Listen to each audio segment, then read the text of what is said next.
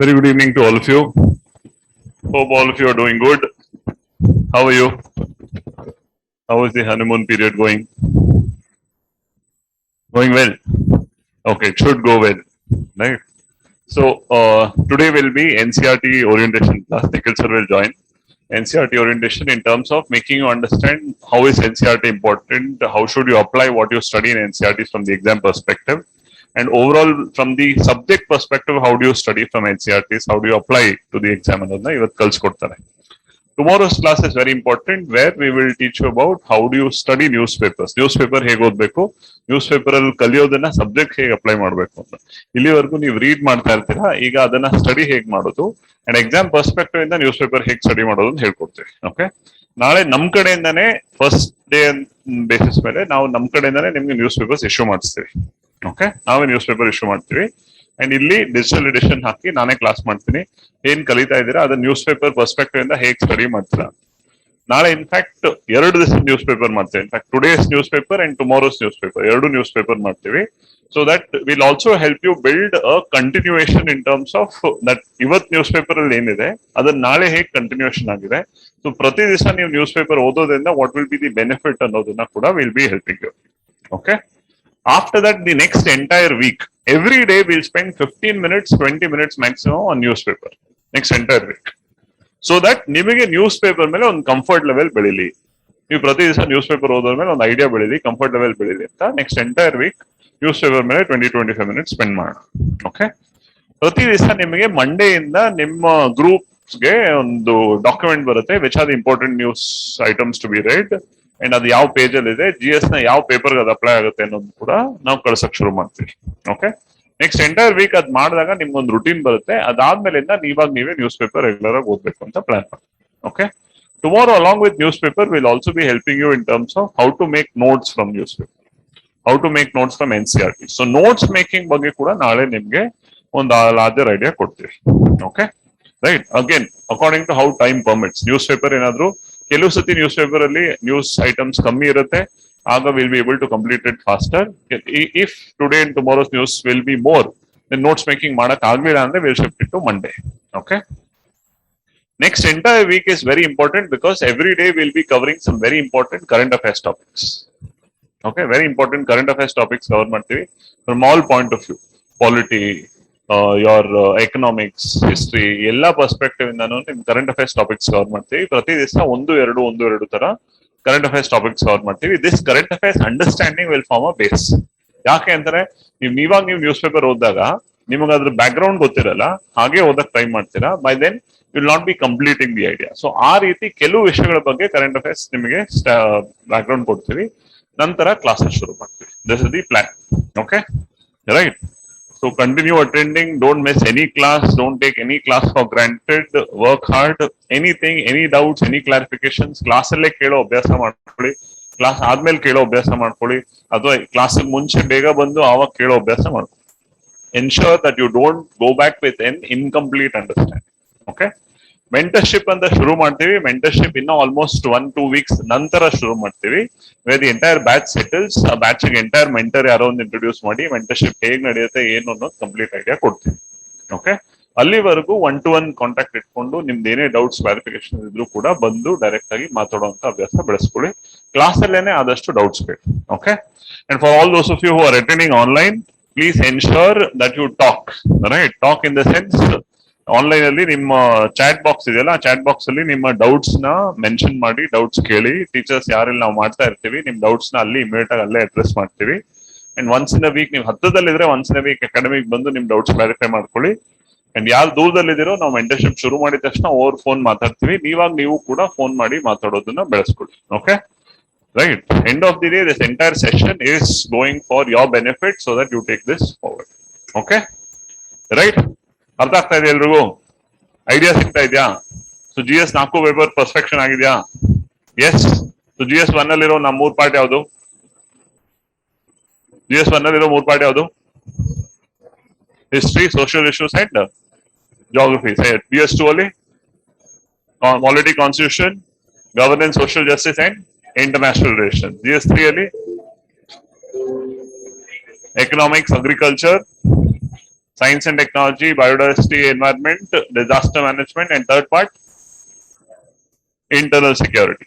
And GS4, ethics. Okay, right. Chalo. Just give me 2 minutes. I have missed a file. Okay. Okay. Good evening, everyone. So today we'll try to look into few questions which has come in UPSC. Okay, these are all prelims based questions. So I think some of you have already gone through previous year question papers. Prelims nodidira 2021. Nodilla. Why? How many of you have not seen? Ibre, ಮಿಕ್ಕಿದವರೆಲ್ಲ ನೋಡಿದೀರಾ? How many of you have seen? Seen ಅಂದ್ರೆ ಏನು ಅಂದ್ರೆ questions ಎಲ್ಲಿಂದ ಬಂದಿದೆ, ಯಾವ subject ಎಷ್ಟು ಕೇಳಿದ್ದಾರೆ, ನೋಡಿರೋದು ಅಂದ್ರೆ ಸುಮ್ಮನೆ ತೆಗ್ದ್ಬಿಟ್ಟು ಒಂದ್ಸತಿ ಸ್ಕ್ರಾಲ್ ಮಾಡ್ಬಿಟ್ಟು ಹೋಗೋದಿಲ್ಲ. Seeing means how much you have analyzed. How much you have analyzed means, okay, fine, from where the questions have come, or in which subject, how many questions they have asked, or current affairs, ಎಷ್ಟು ಬಂದಿದೆ, source ಏನು current affairs ಗೆ ಕೇಳಿರೋದು. So that is what we mean by looking at the question paper. Looking at the question paper does not mean opening Google and seeing 2021 UPSC question paper. These questions are there. So that is not saying that everybody will do. Seeing question paper means how many of you have actually analyzed. Yake you have to analyze andre, one thing what students says that, sir namge ಏನು ಗೊತ್ತಿಲ್ಲ, so ನೋಡಿ ಏನು ಪ್ರಯೋಜನ ಇದೆ. It's true that you don't know, but at least you have to know that ಪ್ರಶ್ನೆ ಯಾವ ತರ ಕೇಳ್ತಾರೆ, what is the type of questions UPSC is asking for. Because if you don't look at the question paper, there is no point in what you can say studying any subject. So that's why you can see many people, if you have your friends or anybody who is studying, especially those who have not cleared prelims, third attempt, fourth attempt, fifth attempt, they give 100 of reasons. They'll tell family issues was there, they'll tell just I missed by 2 marks, or they say that luck is not there. Maybe true to a certain extent, but you cannot tell every time luck failed. Yeah, once luck might not been on your side, but if you're repeatedly failing, basically means you have not understood the process of the examination itself. And it's not about how many hours you study. Like few people, they say, students last time also they'll come, now sir, we have done all the hard work, we studied for 14 hours continuously, but still we didn't get the result. You won't get the result unless it's not about studying for 14 hours or 12 hours, but the method of study itself is wrong. Means the problem here is that it's not about I am running 100 kilometers per every day. It will only work if you know where is the goal, the path you are going, that ಅಲ್ಲಿ goal post ಇದೆ ಅಂದ್ರೆ ಇವತ್ತಿಲ್ಲ ನಾಳೆ ಬಂದೇ ಬರುತ್ತೆ ಅದು. But if you're going in completely opposite direction, yeah, you're studying 20 hours a day, you have to go to Baswangudi, but you're running towards Devanalli. You'll never find Baswangudi. You will keep running all your life. So that is why it is very important to first of all know track ಹೇಗಿದೆ, track the structure ಹೇಗಿದೆ, then you can practice running. ಸುಮ್ಮನೆ ನಾನು ಜೋಶ್ ಇದೆ, ಬರ್ತೀನಿ, ಓಡ್ತೀನಿ, ಮಾಡ್ತೀನಿ, ಆಗ್ಬೇಕು ಅನ್ನೋ ನೋಡ್ಕೊಂಡು ಹೋದ್ರೆ end sigala. So that is why you have to take a look at the question paper. Yeah, when you see the question paper, you won't know the answer. That's fine. But at least you have to know what is UPSC looking for. What is their area of source? Because this is different. In college, what will happen? You have only one book. From that book, only question will come. So that's what I told. Engineer 70%, 80%, 90%. We know our engineers, na? 70%, 80%. No, that is not the criteria of scoring. Yeah, I'm telling in that field they are good, but here it is different. Here you cannot say Lakshmikant ine prashne barutte. There is no necessity or rule that question has to come from Lakshmikant. Lakshmikant, why you read? It's mainly because you need one source which will give you a foundation to it. And when you read the questions, when you analyze the questions now, the other thing also what will happen, especially if you see a UPSC question paper and you compare it with an FDA or SDA question paper, you will find there is a stark difference. In FDSD question paper, it's bit easy in the sense it is more straightforward. Second one, it is more factual in nature. It's all about memory. For example, ಇವಾಗ news paper ನೀವು ಓದಿದ್ರೆ ಯಾವ್ದೋ award ಕೊಟ್ಟಿರ್ತಾರೆ, ಯಾರು ಕೊಟ್ಟರು award, ಯಾವ field ಅಲ್ಲಿ ಕೊಟ್ಟರು award, or they also go into specifics such as for example Karnataka government some project they've launched, ಆ ಪ್ರಾಜೆಕ್ಟ್ ಗೆ ಎಷ್ಟು ದುಡ್ಡನ್ನ ಸ್ಯಾಂಕ್ಷನ್ ಮಾಡಿದ್ದಾರೆ, they'll give you numbers 501 crores, 502 crores, 503 crores, 504 crores. Or Air India show happened, where did it happen, what was the theme of that show. Or sports questions will come. For example, if anybody has achieved something like IPL ಯಾರು ಗೆದ್ರು 2019. But UPSC ಲಿ ತುಂಬಾ ಕಮ್ಮಿ, UPSC ಲಿ ಆತರ ಪ್ರಶ್ನೆ ಬರೋದು ತುಂಬಾ ಕಮ್ಮಿ. ಬಟ್ UPSC ಲಿ ಅದೇ ಟಾಪಿಕ್ಸ್ ಮೇಲೆ ಬರುತ್ತೆ, but the logic is different. As I told, in UPSC what happens now, some people will complain sometimes current affairs ಬಂದೇ ಇಲ್ಲ ಪ್ರಶ್ನೆಯಲ್ಲಿ, they have never asked current affairs, they would have asked current affairs. Their thinking is that what is current affairs, their thinking is more of current events. There is a difference between current event and current affairs. Current event is something which has happened now. Current affairs is something is that you have to know the affairs of the event. For example, last month or 2 months back, they launched this statue of Ramanuja in Hyderabad, I think so. It was in news, statue of equality. Okay. Now, one way of reading is that you read, okay, Ramanuja statue is where it is launched in Hyderabad. It is called as statue of equality. Then you can go into how much long is it, etc. Something like that. Or is it the biggest statue in the world? Or which is the biggest statue in sitting position or in standing position? All these are facts. But what UPSC will do, that you have read everything and gone. They won't ask what is the sense. They'll directly ask, what are the important principles of Vishishta Advaita? That is comes in history. Your basic concept, you have written philosophies, Hindu philosophies or Indian philosophies. Now, why they asked about Vishishta Advaita and not about Dvaita or Advaita or something else? It is because Ramanujacharya is in news. You're getting the point. So UPSC will go into important concepts of certain events which are in news. They will ask that way the question. So here what happens that you have to link both. You have to link your static knowledge with your current affairs knowledge. If you are not, that's what I told you. Don't worry about current affairs in initial days, that you can cover even in last 3 months or 4 months. First, focus on developing conceptual clarity. What do you mean by developing conceptual clarity? You need to have lot of clarity in concept. What do you mean by a concept? What do you mean by concept? See, there are two ways. You can by heart something. How? 2 2s are 4, 2 3s are 6, 2 4s are 8, 10. Suppose let us think what is 12 8s are. One way you can remember by heart 96, you can tell. I hope it's correct. 12 8s are 96. But what is the logic behind that? Basically, if you add 12 8 times, you get that number. That's the logic there. Or the other logic also, if you're difficult to remember, if somebody asks what is 12 9s are, if you are not able to currently remember what is 12 20s are, you will have 120 minus 12 from that. You will get the answer 108.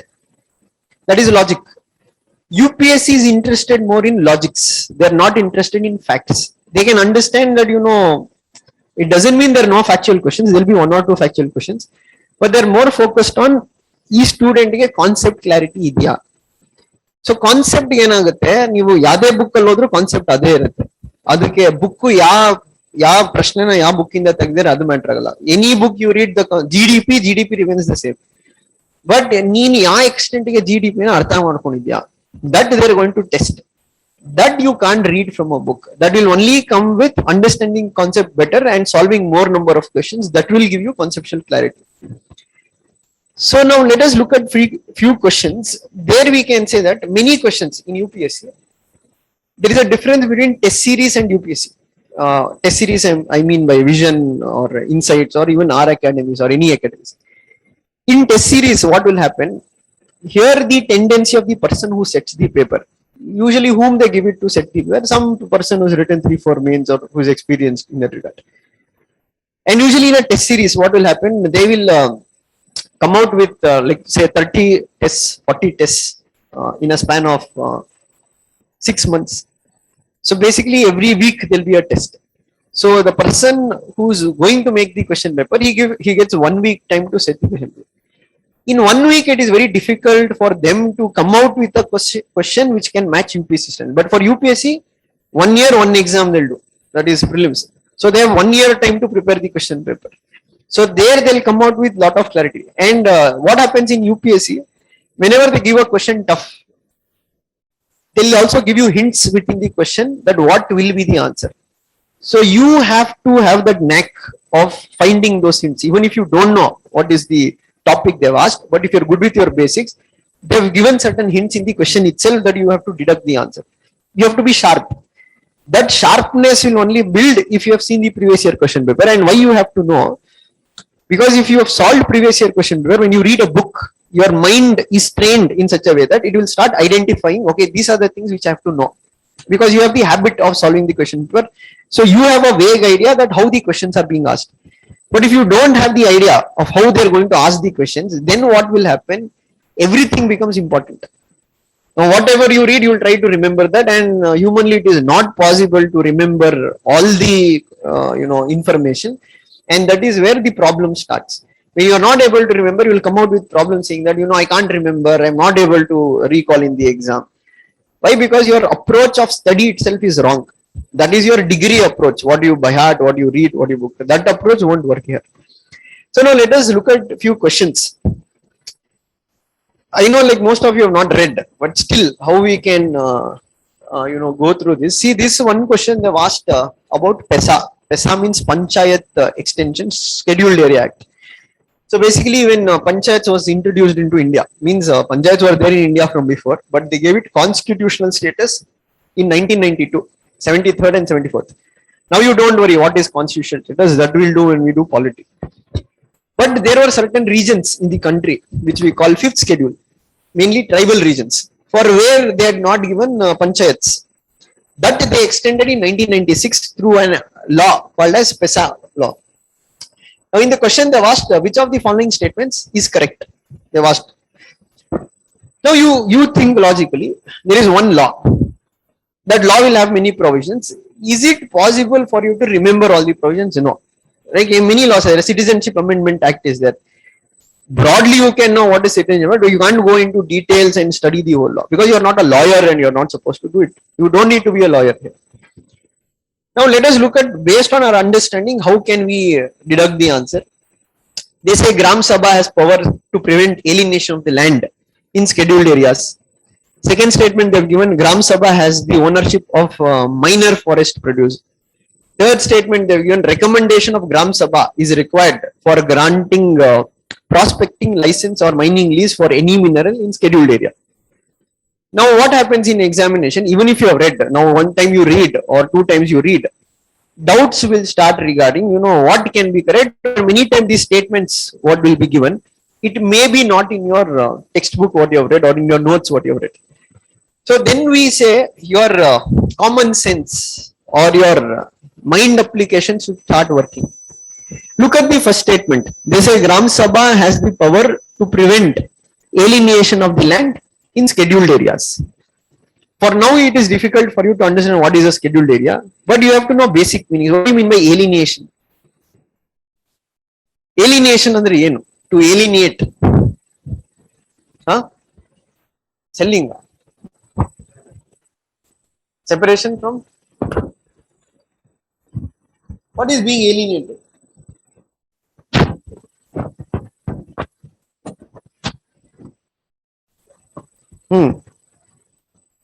Acquisition. Okay, alienation basically refers to taking it away, forcefully pulling it away.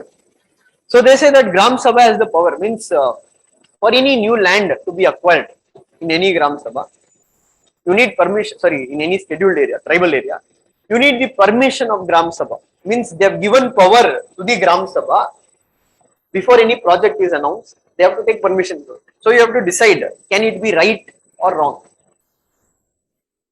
Is it right or is it wrong? I know you have not read, but try to just go with common sense. So one kanun ತಗೊಂಡಿರೆ. Panchayat extension scheduled areas act. ಅದು ಏನಂತ ಕೊಟ್ಟಿರೋದ್ರಲ್ಲಿ ಗ್ರಾಮ ಸಭೆ power ಕೊಡ್ತಾರೆ ಏನಂತ, ಯಾರು ಕೂಡ land ನ force ಕಿತ್ಕೊಳಕ್ಕಾಗಲ್ಲ ಎಲ್ಲಿಂದ, ಈ ಟ್ರೈಬಲ್ ರೀಜನ್ಸ್ ಇಂದ. ಕರೆಕ್ಟ್ ಇದೆಯಾ? ಕರೆಕ್ಟ್ ಇರಲ್ಲ. You want to make a guess.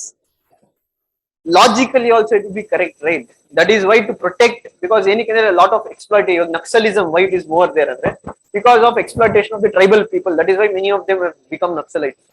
So to prevent that alienation, they would have given the vote. Second statement, Gram Sabha has the ownership of minor forest produce. So again basic thing will come, ಇದು minor forest produce ಅಂದ್ರೆ ಏನು ಗೊತ್ತಿರಬೇಕಾಗುತ್ತೆ, ಅದು ನೀವು ಓದ್ತಾ ಗೊತ್ತಾಗುತ್ತೆ. Minor forest produce ಅಂದ್ರೆ ಈ non timber products, for example honey, betel leaves, ಈ ಕಾಡಲ್ಲಿ ಏನು ಸ್ವಲ್ಪ ವುಡ್ ಬೆಳೆಯುತ್ತೆ ಅಂದ್ರೆ ಈ ನಾನ್ ಟೀಕ್ ತರದಲ್ಲ, ನಾರ್ಮಲ್ ವುಡ್ ಏನ್ ಬೆಳೆಯುತ್ತೆ, ಮತ್ತೆ ಲೀವ್ಸ್ ಆಫ್ ಸರ್ಟನ್ ಟ್ರೀಸ್, ಇದನ್ನ ನಾವು ನಾನ್ what you can say minor forest produce ಅಂತೀವಿ. ಮೇಜರ್ ಮೈನರ್ ಅಂತ ಬರುತ್ತೆ. ಮೇಜರ್ ಅಂದ್ರೆ ಟೀಕ್ ವುಡ್ ಅಲ್ಲ, ಮೇಜರ್ ಬರುತ್ತೆ. ಸೊ ಯೂಶಲ್ ಆಗಿ ಏನ್ ಅಂತ ಹೇಳ್ತಾರೆ ಅಂದ್ರೆ ಗ್ರಾಮ ಸಭಾಗೆ ಮೈನರ್ ಫಾರೆಸ್ಟ್ ಪ್ರೊಡ್ಯೂಸ್ ಓನರ್ಶಿಪ್ ಇರುತ್ತೆ ಅಂತ, ಅಂದ್ರೆ ಅವರು ಓನರ್ಸ್ ಮೈನರ್ ಫಾರೆಸ್ಟ್ ಪ್ರೊಡ್ಯೂಸ್ಗೆ. Is it right or is it wrong? Why wrong?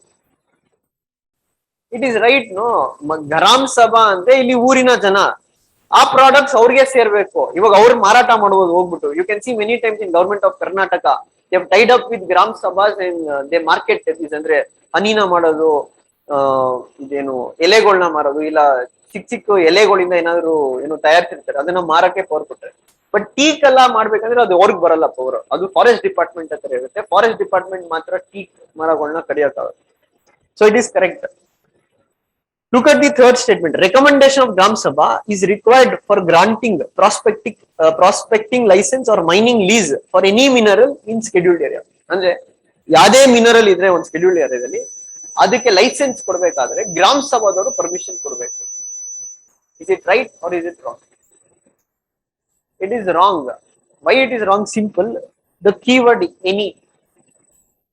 Let us take, there is uranium. Do you think they are going to ask Gram Sabha that uranium mining ಮಾಡಬೇಕು? Uranium is all atomic material. ಅದು central government ಬರುತ್ತೆ. Central government ಇಲ್ಲೇನಿಲ್ಲ. Central government right ಇದೆ. Any minerals ಎರಡು ತರ ಬರುತ್ತೆ, major minerals, minor minerals. Minor minerals ಗೆ permission ಕೊಡ್ತಾರೆ, ಗ್ರಾಮ ಸಭಾ ಪರ್ಮಿಷನ್ ಬೇಕು. ಫಾರ್ ಎಕ್ಸಾಂಪಲ್ ಸ್ಯಾಂಡ್ ಮೈನಿಂಗ್ ಮಾಡ್ಬೇಕು, ಹೌದು ಗ್ರಾಮ ಸಭಾ. ಬಟ್ ನೀವು ಮೇಜರ್ ಮಿನರಲ್ಸ್ ಮಾಡ್ಬೇಕಾದ್ರೆ ಅಲ್ಲಿ ಇವ್ರ ಪರ್ಮಿಷನ್ ಅಲ್ಲ, ಸೆಂಟ್ರಲ್ ಗವರ್ಮೆಂಟ್ ಪರ್ಮಿಷನ್ ಕೊಡ್ಬೇಕು. So if you had removed 3 from your answer, C and D is eliminated.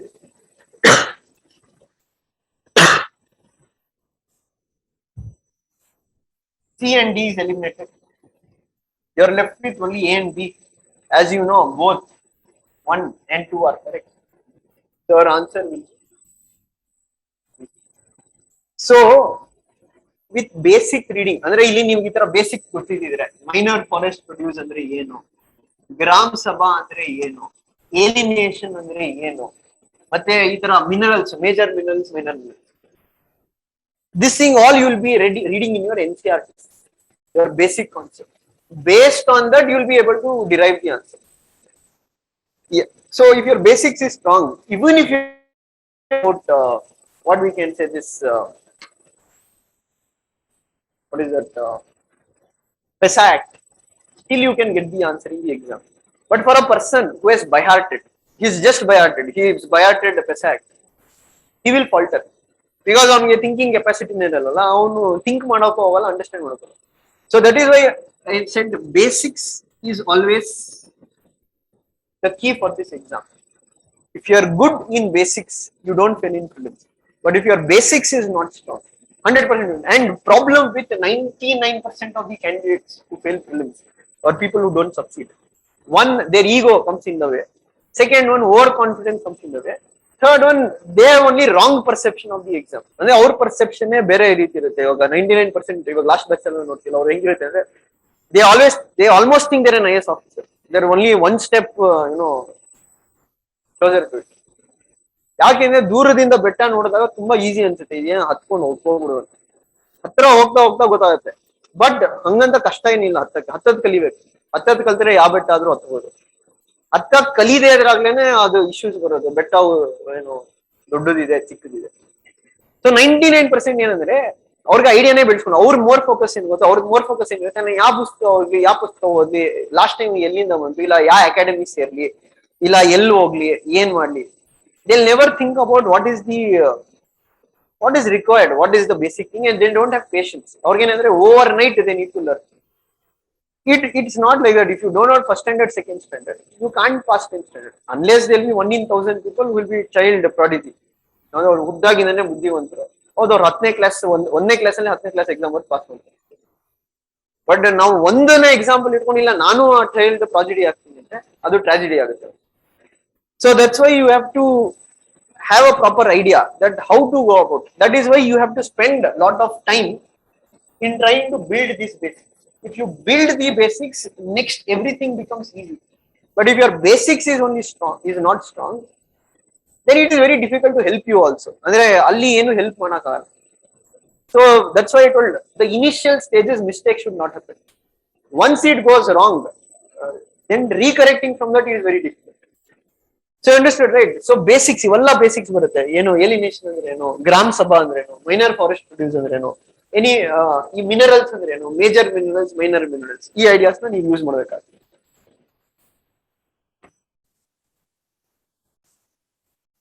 Now let's move into not this question. This question is a bit complex.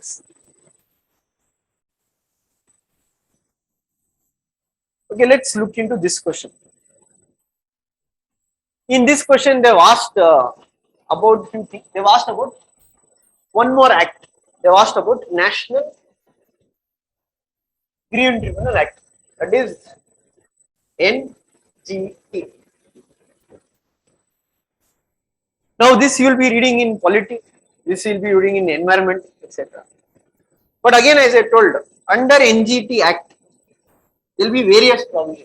On 25 provisions, you can't sit and read all 25, but you have to understand the essence. You have to know the basic thing, why they brought NGT, etc. Now let us look into this thing. Which of the following, and the NGT Act 2010 was enacted, it was enacted in consonance with which of the following provisions of the Constitution of India? Andre NGT na ಭಾರತೀಯ ಸಂವಿಧಾನದಲ್ಲಿರೋ ಯಾವ constitution articles ಮೇಲೆ ತಂದಿದ್ರು. And they given you 3 things. Right to healthy environment under article 21, provision to grant for raising the level of administration in scheduled areas for the welfare of scheduled tribes. Scheduled tribes ಒಳ್ಳೇದಾಗಲಿ ಅಂತ NGT ತಂದಿದ್ರು. Powers and functioning of Gram Sabhas are mentioned under article 243A.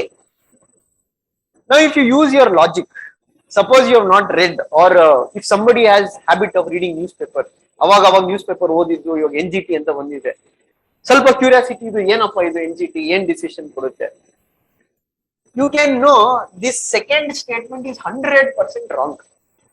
For tribals and NGT there is no link at all. ಹೆಸರಲ್ಲೇ ಇದೆ national green tribunal. Tribunal ಅಂದ್ರೆ ಏನು? Tribunal is like a half court ಅಂತ ಹೇಳ್ಬೋದು. It's not complete, it's a quasi judicial body. It has certain judicial functions.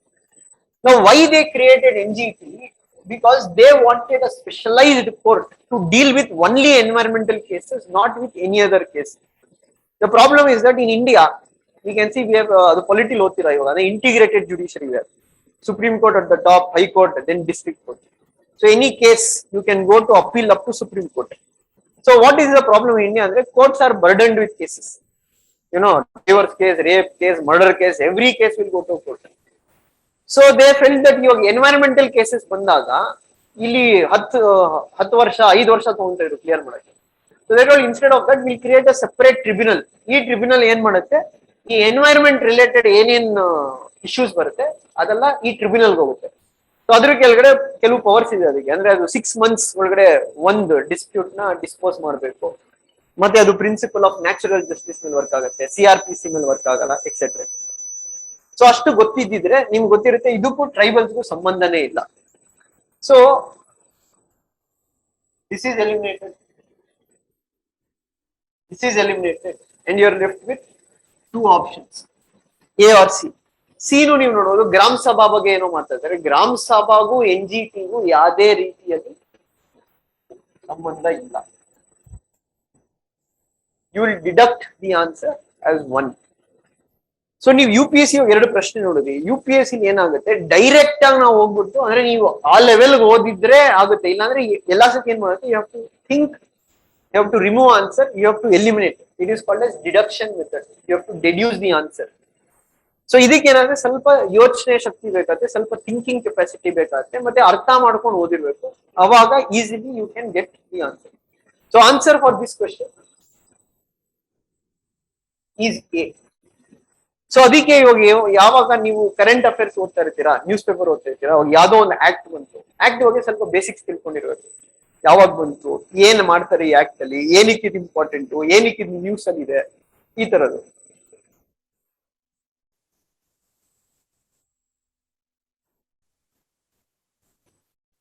Okay. Now let us look at this question. They have asked about consumer rights. Okay. See, again you can see consumer rights is not even given in Lakshmikant. It's not even given in Lakshmikant. So ಇವೆಲ್ಲ ಎಲ್ಲಿ ಬರುತ್ತೆ ಅಂದ್ರೆ, ನೀವು ಹೇಳಿದಲ್ಲ current affairs ಅಲ್ಲಿ ಓದಿರ್ಬೋದು, ಇಲ್ಲ news paper ಅಲ್ಲಿ ಓದಿದಾಗ you will come across consumer courts, etc. Now they are asking that which of the following is correct regarding the privileges of the consumer rights in India. ಅಂದ್ರೆ ಏನೇನ್ rights ಸಿಗುತ್ತೆ.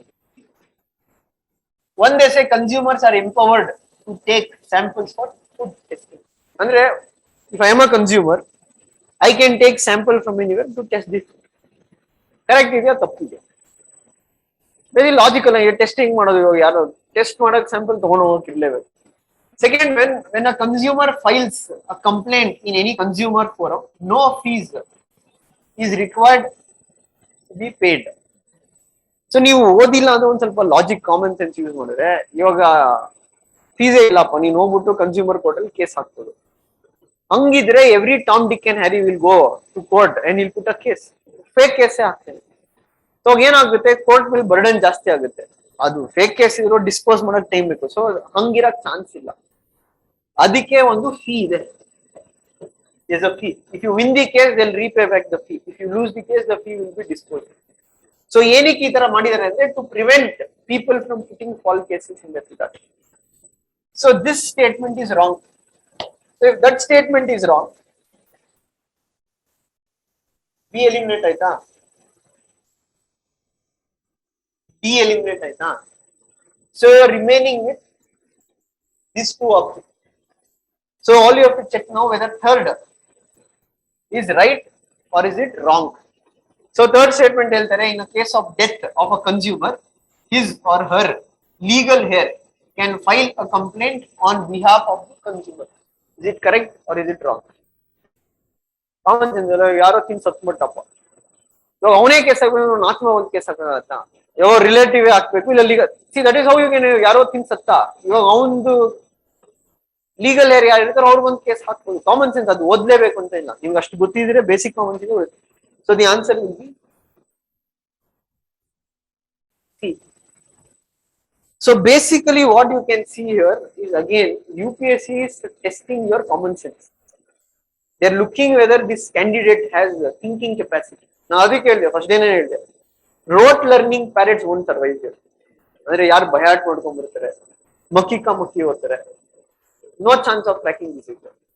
You need to change your approach. You need to start thinking. Okay, ಏನಿರುತ್ತೆ ಅದು thinking ಹಂಗೆ automatic ಆಗಿ ಬರಲ್ಲ.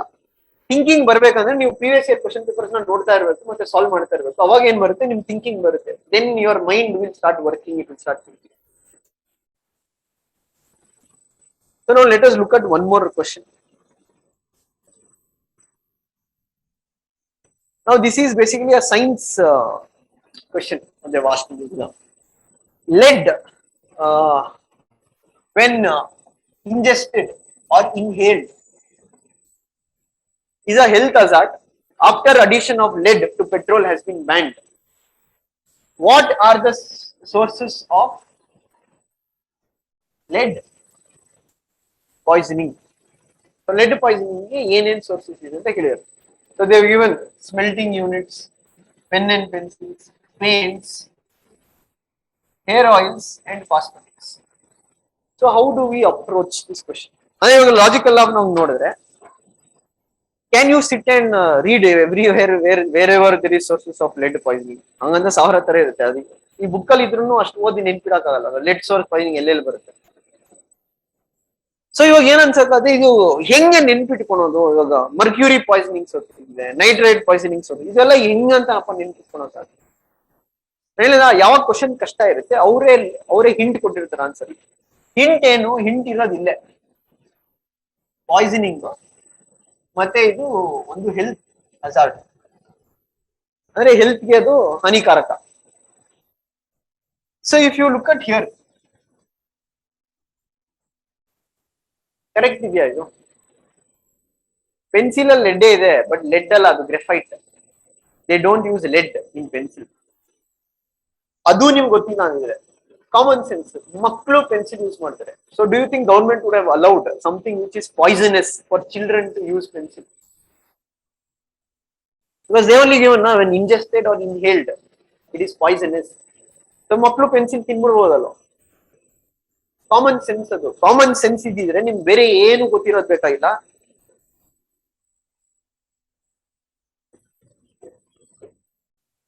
You got the answer. So what happens? That's why you see some people, they clear prelims continuously even with limited reading.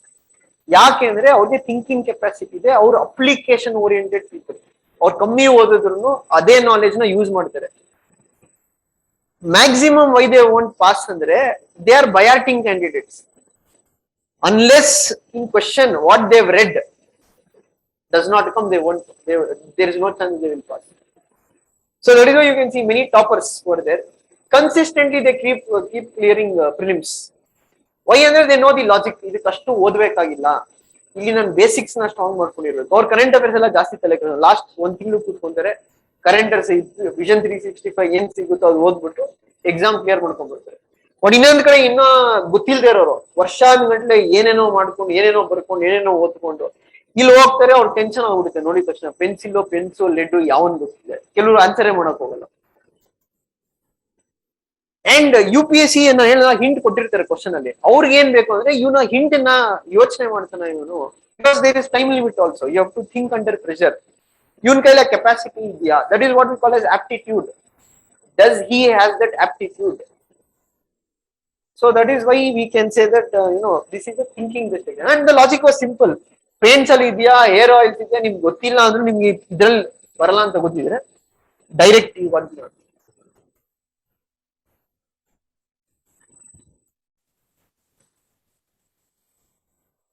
ಇದು ಸ್ವಲ್ಪ concept based.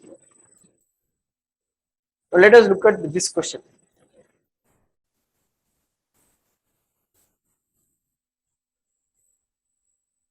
With reference to National Rural Health Mission, NRHM, with reference to National Rural Health Mission, which of the following jobs of ASHAs? ಏನಿದ್ದೀರಾ ASHA workers ಏನಿರ್ತಾರೆ rural side? Trained community health worker. Which of the following are correct ಅಂತ ಅವ್ರು ಏನೇನ್ ಕೆಲಸ ಮಾಡ್ತಾರೆ ಅಂತ ಕೇಳಿದ್ದಾರೆ. So ಇವಾಗ ಏನಂದ್ರೆ, ಇವಾಗ ಆಶಾ ವರ್ಕರ್ಸ್ ಬಗ್ಗೆ ಅವ್ರು ಏನೇನ್ ಕೆಲಸ ಮಾಡ್ತಾರೆ ಅದು ಯಾವ ಬುಕ್ಕಲ್ ಅಂತೂ ಇಲ್ಲ. ಬುಕ್ಕಲ್ ಅಂತೂ ಬರೋದಿಲ್ಲ. ಲಕ್ಷ್ಮೀಕಾಂತ್ ಆಗ್ಲಿ, ಎಕನಾಮಿ ಆಗ್ಲಿ, ಯಾವ್ದಲ್ಲೂ ಇಲ್ಲ. ಇದೇನಂದ್ರೆ ನ್ಯೂಸ್ ಪೇಪರ್ ಅಲ್ಲಿ ನೀವು ಓದ್ತಾ ಇರ್ಬೇಕು, ಇಲ್ಲ ತಿಳ್ಕೊಂಡಿರ್ಬೇಕು, ಇಲ್ಲ ಕಾಮನ್ ಸೆನ್ಸ್. ಇದು ಬುಕ್ಕಲ್ ಅಂತೂ ಬರ್ದಿಲ್ಲ, ಇದು ಕಾಮನ್ ಸೆನ್ಸ್ ಯೂಸ್ ಮಾಡಬೇಕಾಗುತ್ತೆ. ಹಿಂಗೆ ಅಂದ್ರೆ ಅವ್ರು ಹೇಳ್ತಾರೆ accompanying women to health facilities for antenatal care checkup.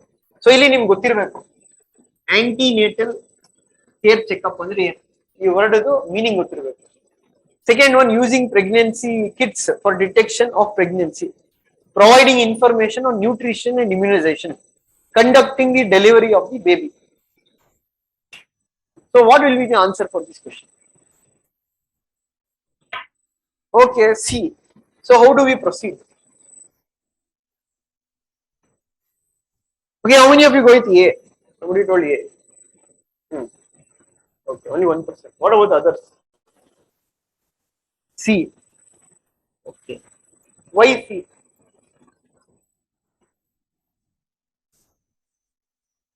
ಇನ್ನ ಎಷ್ಟು ಜನಕ್ಕೆ ಸರ್ ನಮ್ಗೇನು ಅರ್ಥನೇ ಆಗ್ತಿಲ್ಲ. ಆಶಾ ಯಾರು, ಉಷಾ ಯಾರು, ಏನು ಅರ್ಥ ಆಗ್ತಿಲ್ಲ ಸರ್. ಆಶಾ ಗೊತ್ತಿದೆ, ಅಟ್ಲೀಸ್ಟ್ ಆಶಾ ವರ್ಕರ್ಸ್. ಎಷ್ಟು ಜನ ಗೊತ್ತಿಲ್ಲ? ಗೊತ್ತಿರೋದ್ರೆ ಅಟ್ಲೀಸ್ಟ್ ಕೇಳಿದೀರಾ ಈ ರೂರಲ್ ಸೈಡ್ ಅಲ್ಲಿ ಏನು ಆಶಾ ಹೆಲ್ತ್ ಟ್ರೈನ್ಡ್ ವರ್ಕರ್ಸ್ ಅಂತ ಹೇಳ್ತಾರೆ. ಸರಿ, ಗೊತ್ತಿಲ್ಲ ಅಂದ್ರೂ ಗೊತ್ತಿಲ್ಲ ಅಂತಾನೆ ಇಟ್ಕೊಳ್ಳೋಣ. ಬಟ್ ಎಷ್ಟೋ ಜನ ಯೋಚನೆನೇ ಮಾಡ್ತಾ ಇಲ್ಲ. ಏನ್ ಯೋಚನೆ ಮಾಡ್ತಾ ಇಲ್ಲ ಅಂದ್ರೆ ಆಶಾ ವರ್ಕರ್ಸೇ ಬೇಬಿ ಡೆಲಿವರಿ ಮಾಡಂಗಿದ್ರೆ ಡಾಕ್ಟರ್ಸ್ ಯಾಕೆ ಬೇಕಿತ್ತು? ಅಲ್ಲ, ಇವರೇ ಡೆಲಿವರಿ ಮಾಡಂಗಿದ್ರೆ ಮತ್ತೆ ಹಾಸ್ಪಿಟಲ್ ನಿಗ್ಬೇಕು ಅಂದ್ರೆ ಇಲ್ಲಿ ಸ್ವಲ್ಪ ಬೇಸಿಕ್ ಇರ್ಬೇಕಾದ್ರೆ there is something called as institutional delivery. ಆದ್ರೆ ಇಂಡಿಯಾದಲ್ಲಿ ಒಂದು ಪ್ರಾಬ್ಲಮ್ ಏನಾಗುತ್ತೆ ಅಂದ್ರೆ many women don't come to hospitals for delivery. Many times delivery will happen at their place it especially in rural areas. So ಅವಾಗ ಏನಾಗುತ್ತೆ, complications ಬಂದಾಗ ಮಗು ತಾಯಿ ಇಬ್ರು ಹೆಲ್ತ್ಗೂ ಡೇಂಜರ್ ಆಗುತ್ತೆ. So that is why they want more number of institutional deliveries which will reduce the IMR, infant mortality rate, or MMR, maternal mortality rate. So ಅದಕ್ಕೆ ಇವ್ರನ್ನ ಹಾಸ್ಪಿಟಲ್ಗೆ ಕರ್ಕೊಂಬರೋ ಕೆಲಸ ಆಶಾ ವರ್ಕರ್ಸ್. ಅವರು ಡೆಲಿವರಿ ಮಾಡಲ್ಲ, ಡೆಲಿವರಿ ಮಾಡೋದು ಡಾಕ್ಟರ್ಸ್. ಸೊ ಹಂಗಿದ್ದಾಗ ನಿಮ್ಗೆ ಇದು ಎಲಿಮಿನೇಟ್ ಆಗುತ್ತೆ, ಇದು ಎಲಿಮಿನೇಟ್ ಆಗುತ್ತೆ. ಸೊ ಇವಾಗ ಇರೋ ಲಾಜಿಕಲ್ ನೋಡಿದ್ರೆ 1 ಕರೆಕ್ಟ್ ಇರ್ಲೇಬೇಕು, ಯಾಕೆಂದ್ರೆ ಆಪ್ಷನ್ಸ್ ಕೊಟ್ಟಿರೋ ಪ್ರಕಾರ. 3 ಕರೆಕ್ಟ್ ಇರ್ಲೇಬೇಕು, ಆಪ್ಷನ್ಸ್ ಕೊಟ್ಟಿರೋ ಪ್ರಕಾರ. ಇವಾಗ 1 ನಿಲ್ಲೋದು ಸೆಕೆಂಡ್. ಈ second statement correct or wrong? How many of you say it's wrong? How many of you say it's correct? How many of you don't know? You don't know whether it is right or wrong. What about others? Not our candidates. Now here we will silent agirತೀವಿ. See, if you logically think using pregnancy kits for early detection of pregnancy, Asha workers ಏನು ಮಾಡ್ತಾರೆ, they use pregnancy kits. You told it's wrong. Why it is wrong?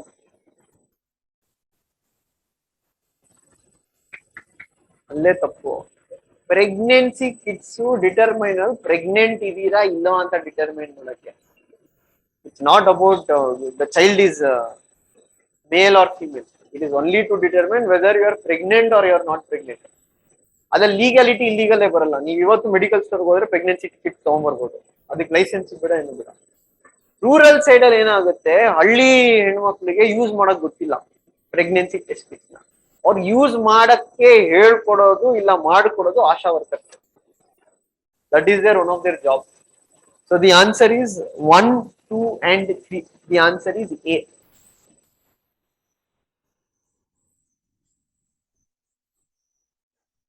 Now this is what I told. If you see, suppose you are studying ಅಂತ ಅನ್ಕೊಳ್ಳೋಣ, you are studying. It is humanly impossible for you to sit and study what is the job of a asha worker, what is the job of a constable, what is the job. ಅದು ಆತರ ಓದ್ಕೊಂಡು ಕೂತ್ಕೊಳ್ಳೋಕ್ಕಾಗಲ್ಲ.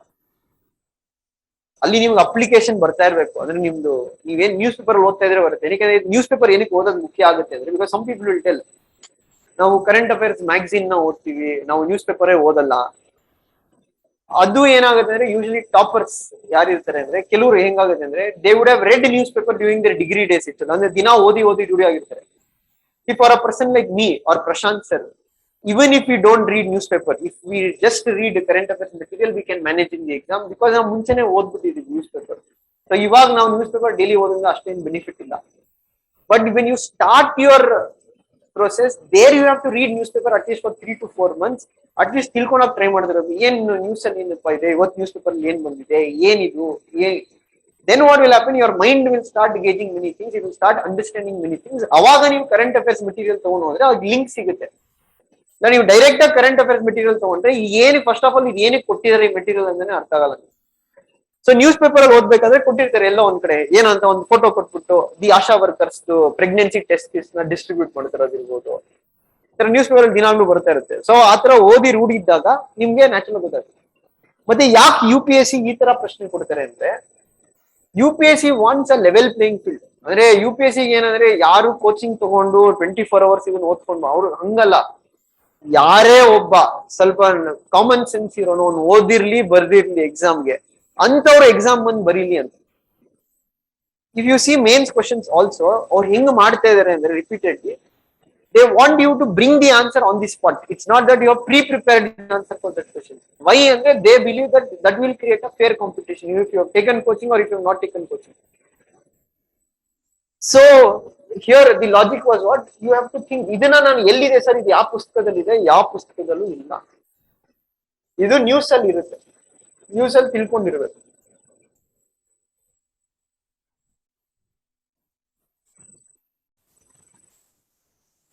Now let us see this question. What is unique about Karai camel, which is a breed which is found in India? ಏನಂತಾರೆ, ಈ ಒಂದು ಕರೈ camel ಅಂತ ಇದೆ, ಅದು ಇಂಡಿಯಾದಲ್ಲಿ ಸಿಗುತ್ತೆ. ಸೊ ಇದ್ರದ್ದು ಏನು ಯುನಿಕ್ನೆಸ್ ಇದೆ, unique what you mean by unique? ವಿಶೇಷತೆ ಇಲ್ಲ, different. So when they tell it is capable of swimming up to 3 kilometers in sea water, it survives by grazing on mangroves. Mangroves ಅಂದ್ರೆ ಏನು ಗೊತ್ತಿರಬೇಕು. It lives in the wild and it cannot be domesticated. No. How many of you can think?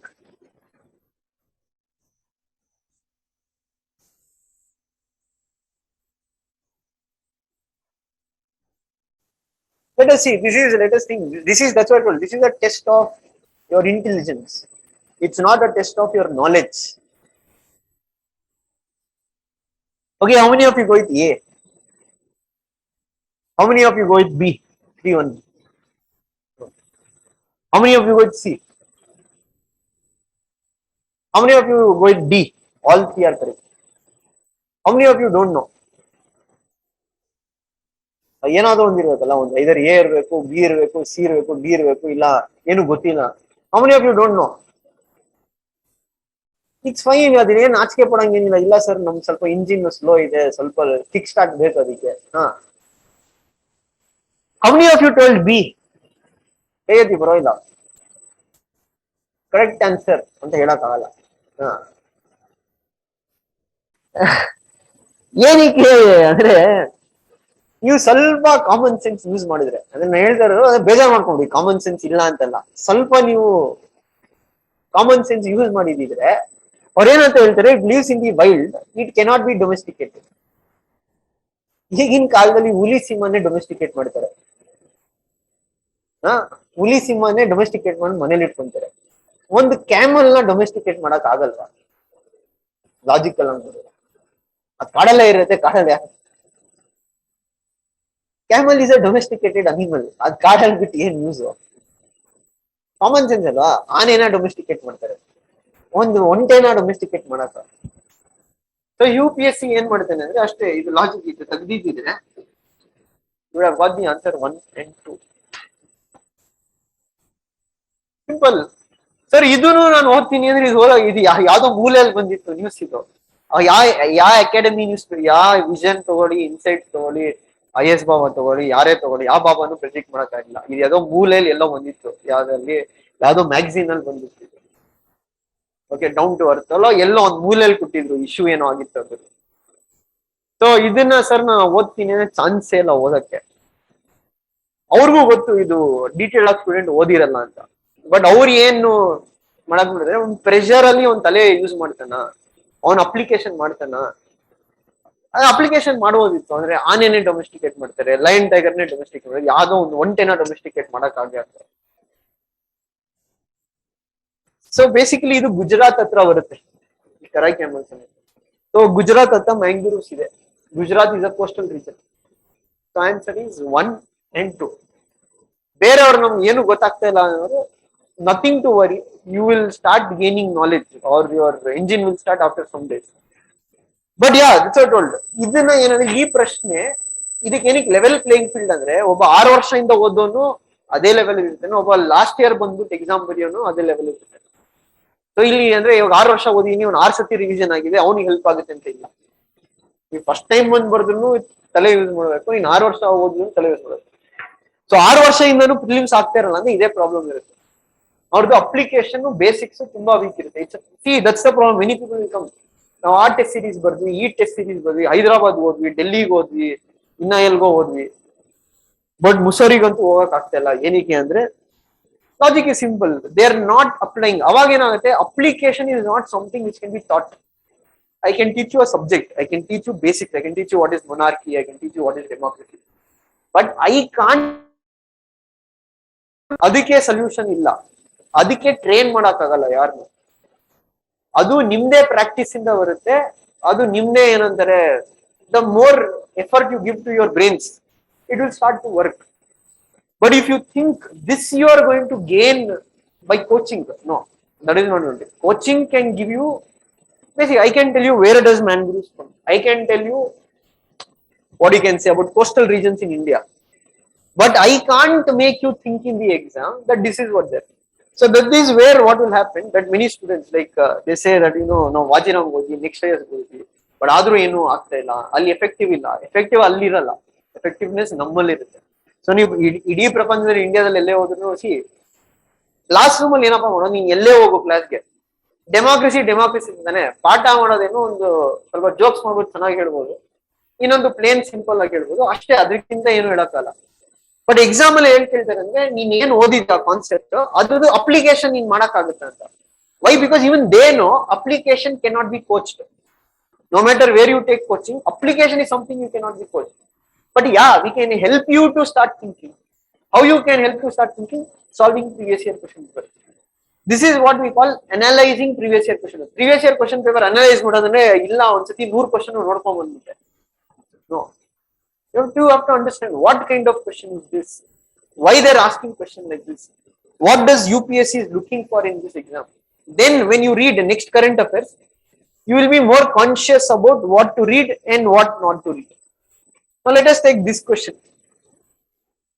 Consider the following statements about Indian star tortoise. This one again an environment related question they were asked. They are found only in Indian subcontinent. Their exotic pet trade, the exotic pet trade threatens their survival. They were recently downgraded to CITES Appendix 2 category.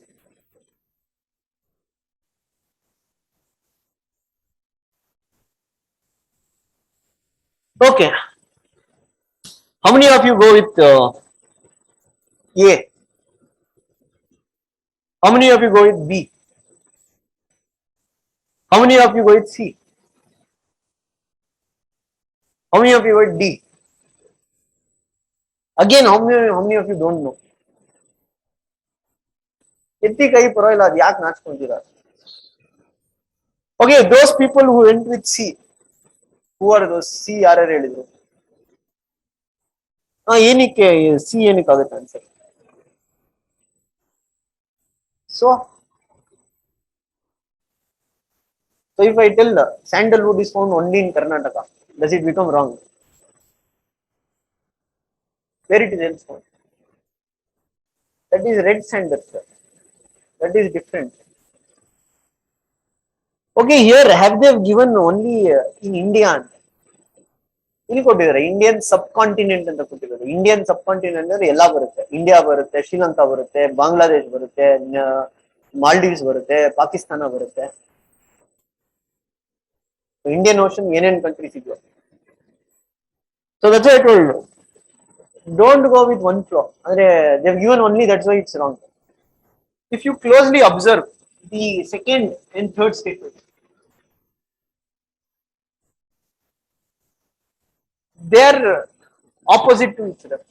ಅಂದ್ರೆ second statement ಏನಂತೆ, ಅವ್ರದ್ದು survival threaten ಆಗಿದೆ ಅಂತ ಹೇಳ್ತಾರೆ. Exotic ಪೆಟ್ರೇಟ್ ಅಂದ್ರೆ ಇದನ್ನ pets ಆಗಿ use ಮಾಡ್ತಾರೆ, ಅದರಿಂದನೇ ಅದಕ್ಕೆ ಥ್ರೆಟನ್ ಆಗ್ತಾ ಇದೆ ಅವ್ರ ಸರ್ವೈವಲ್ಗೆ. ಥರ್ಡ್ ಸ್ಟೇಟ್ಮೆಂಟ್ ಅಲ್ಲಿ ಅಂದ್ರೆ they have been downgraded to sites appendix category 2.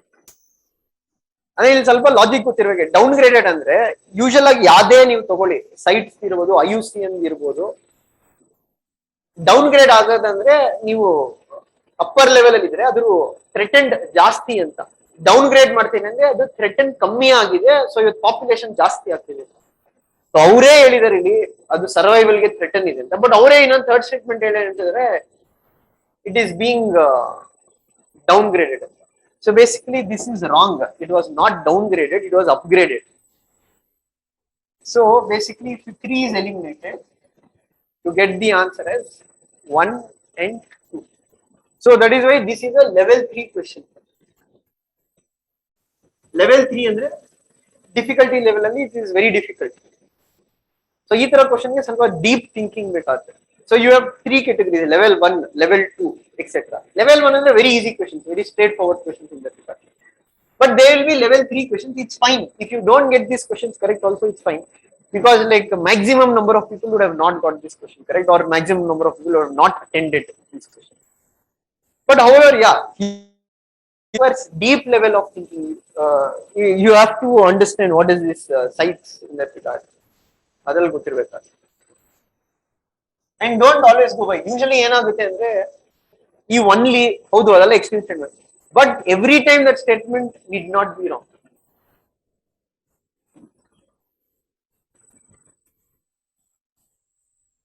Now let us look at this question. So here you can take the options as 1, 2, 3, 5, 6. These 2, 3, 5, 6, 7. These 1, 3, 5, 6, 7. D is 2, 3, 4. 1, 2, 3, 4, 5, 6, 7. So basically they're asking due to improper or indiscriminate disposal of old or used computers or their parts, which of the following are released into the environment as e-waste? E-waste ಆಗಿ ಯಾವ್ಯಾವುದು ಒಂದು ಕಂಪ್ಯೂಟರ್ನ ಎಸ್ದಾಗ ಹಳೇದಾದ್ಮೇಲೆ ಏನೇನು e-waste release ಆಗುತ್ತೆ ಅಂತ ಹೇಳಿ. So ಇವಾಗ ಏನಾಗುತ್ತೆ, beryllium, cadmium, chromium, mercury, lead, plutonium ಇಷ್ಟೊಂದು ಕೊಟ್ಕೊಂಡು ಹೋಗಿದ್ದಾರೆ. ಸೊ ಫಸ್ಟ್ ಆಫ್ ಆಲ್ ಯಾವೊಂದು ಗೊತ್ತಿರುತ್ತೆ ಕಂಪ್ಯೂಟರ್ ಅಲ್ಲಿ ಏನೇನಿರುತ್ತೆ ಎಸ್ದಾಗ. See that you can't sit and read ಅಲ್ವಾ ಕಂಪ್ಯೂಟರ್ ವೇಸ್ಟ್ ಅಲ್ಲಿ ಏನಿದೆ. ಬಟ್ ಅವ್ರದ್ದು ಲಾಜಿಕ್ ಏನಿರುತ್ತೆ ಅಂದ್ರೆ ನೀವು ಸ್ವಲ್ಪ ಕಾಮನ್ ಸೆನ್ಸ್ ನ, ನಿಮ್ಗೆ ಅಬ್ಸರ್ವಿಂಗ್ ಸ್ಕಿಲ್ಸ್ ಇದೆಯಾ, ನಿಮ್ ಕಾಮನ್ ಸೆನ್ಸ್ ಇದೆಯಾ. What is the common sense? Again you have to go back to basics. If your basics is strong, you will know this plutonium. It is a radioactive material. Plutonium, uranium, thorium, these are all radioactive materials. Means they are very dangerous.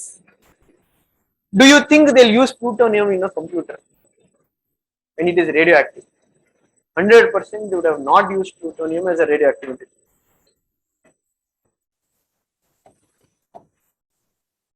You got the answer.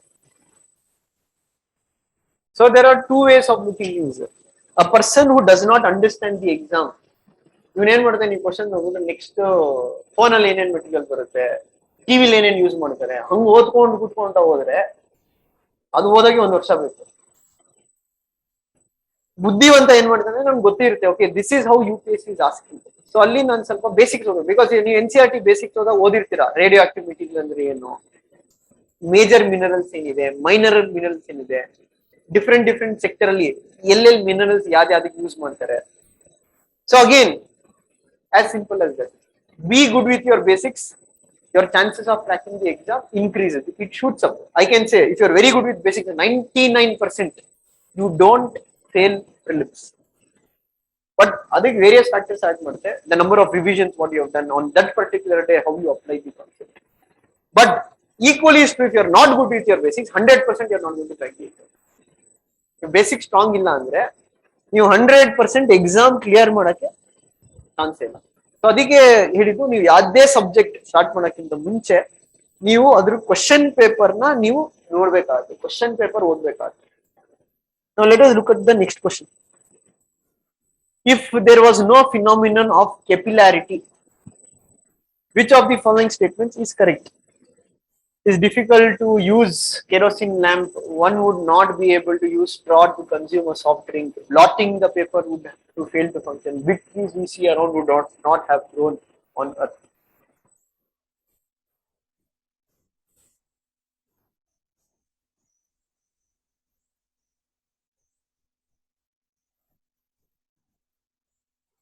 Yes.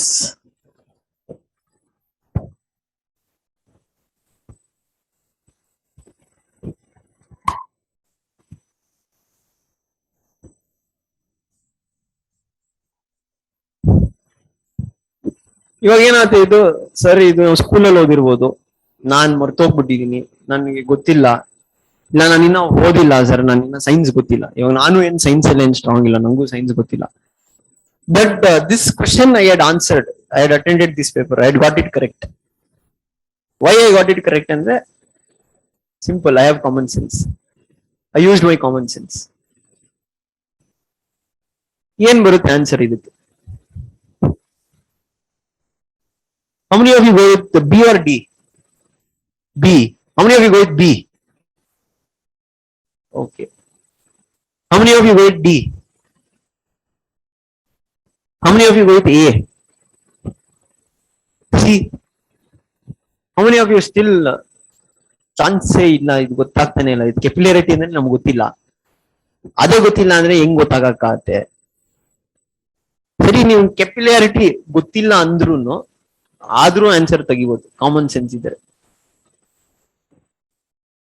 Kerosene lamp ಹಿಂಗ್ work ಆಗುತ್ತೆ, ನೀವು ಹತ್ತಿನ ದೀಪಕ್ಕೆ ಹಾಕಿದ್ರೆ ಅದು automatic ಆಗಿ ಎಣ್ಣೆನ ಹೀರ್ಕೊಳುತ್ತೆ.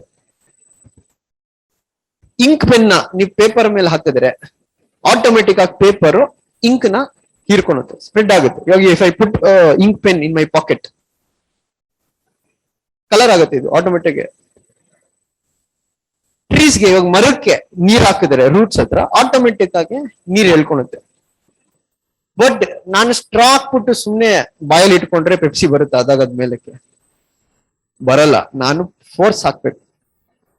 So ಕೆಪಿಲಾರಿಟಿ ಅಂದ್ರೆ automatic ಆಗಿ ಅದು ಹೀರ್ಕೊಳುತ್ತೆ. ಸೊ ಪೆಪ್ಸಿ ಸ್ಟ್ರಾ ಒಳಗಡೆ ಹಾಕಿದ ತಕ್ಷಣ ಆಟೋಮೆಟಿಕ್ ನೀವು ಸುಮ್ನೆ ಇಟ್ಬಿಟ್ರೆ ಸ್ಟ್ರಾ ಇಂದ ಪೆಪ್ಸಿ ಬರುತ್ತಾ? ಇಲ್ಲ, you have to suck it.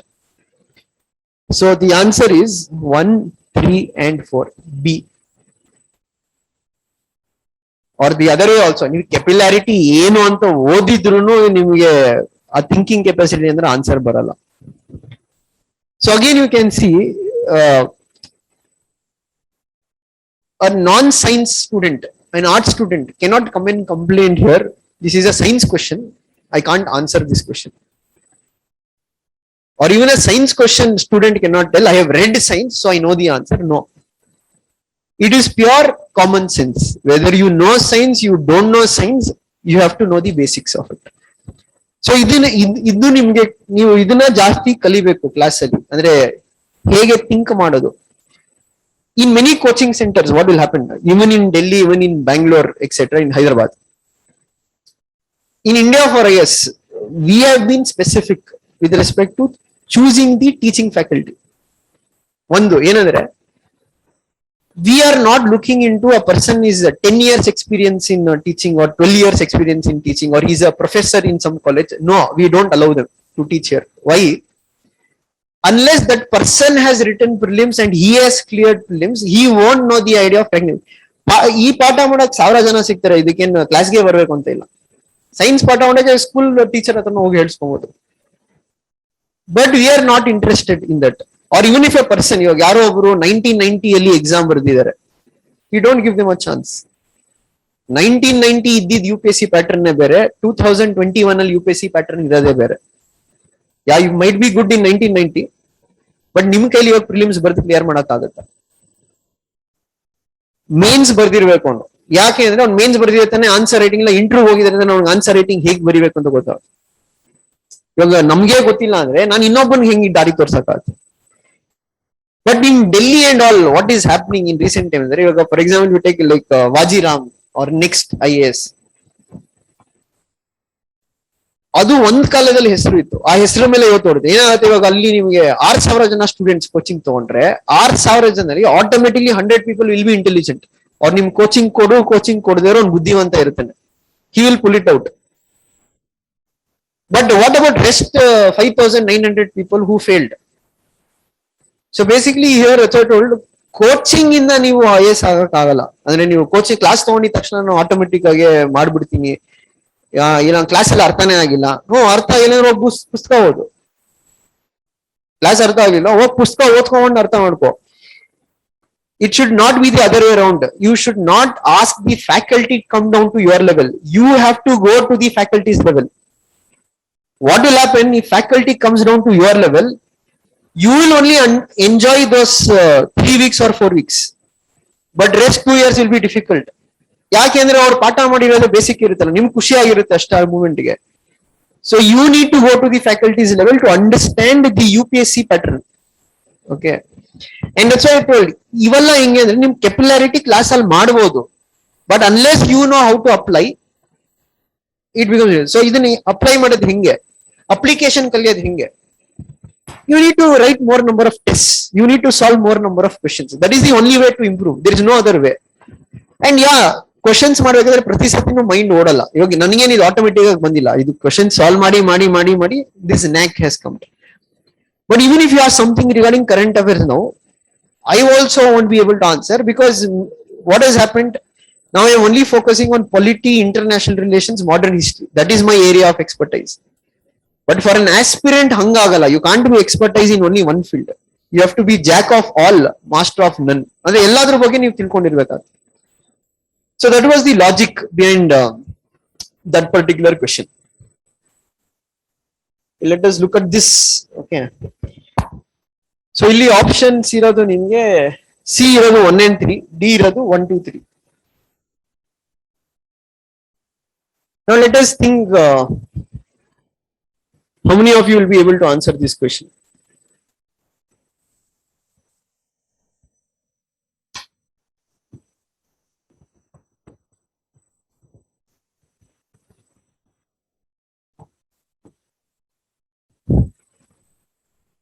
ಅದು disease resistant animal breeds ಅಂತ third statement.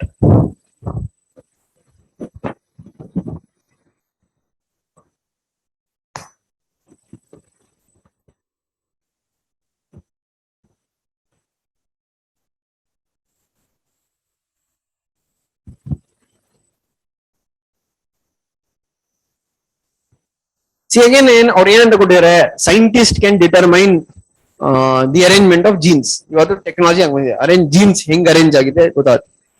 ಸೊ ಈ ನಾಲೆಜ್ ಇಂದ ನಮ್ಗೆ ಏನೇನ್ ಬೆನಿಫಿಟ್ ಸಿಗುತ್ತೆ ಅಂತ ಹೇಳ್ತಾರೆ. And they've given you 3 statements. And the options they've given is 1 and 2, 2 only, 1 and 3, 1, 2 and 3.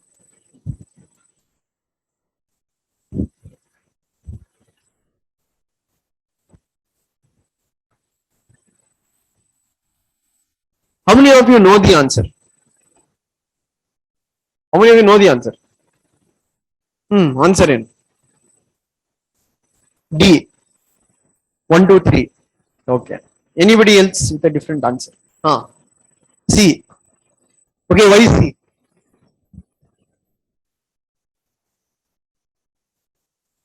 Logic is simple, alva?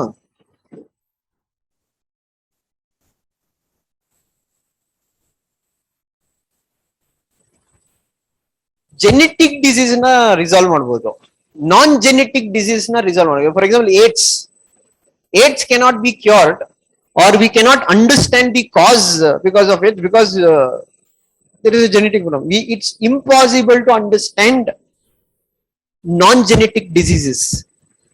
ಇವಾಗ ಜೀನ್ ಅರೇಂಜ್ಮೆಂಟ್ ನಿಮ್ಗೆ ಗೊತ್ತಾದ್ರೆ, ಹೌದು ಜೆನೆಟಿಕ್ ಇಂದ ಬರುತ್ತೆ. ಇವಾಗ ಜೀನ್ಸ್ ಅಲ್ಲಿ ಕೆಲವು ಜೀನ್ಸ್ ಪ್ರಾಬ್ಲಮ್ಯಾಟಿಕ್ ಇರುತ್ತೆ, ನೀವು ಅದು ನೋಡ್ಬೋದು ಏನಕ್ಕೆ ಪ್ರಾಬ್ಲಮ್ಯಾಟಿಕ್, ಅದನ್ನ ರೀಪ್ಲೇಸ್ ಮಾಡ್ಬೋದು.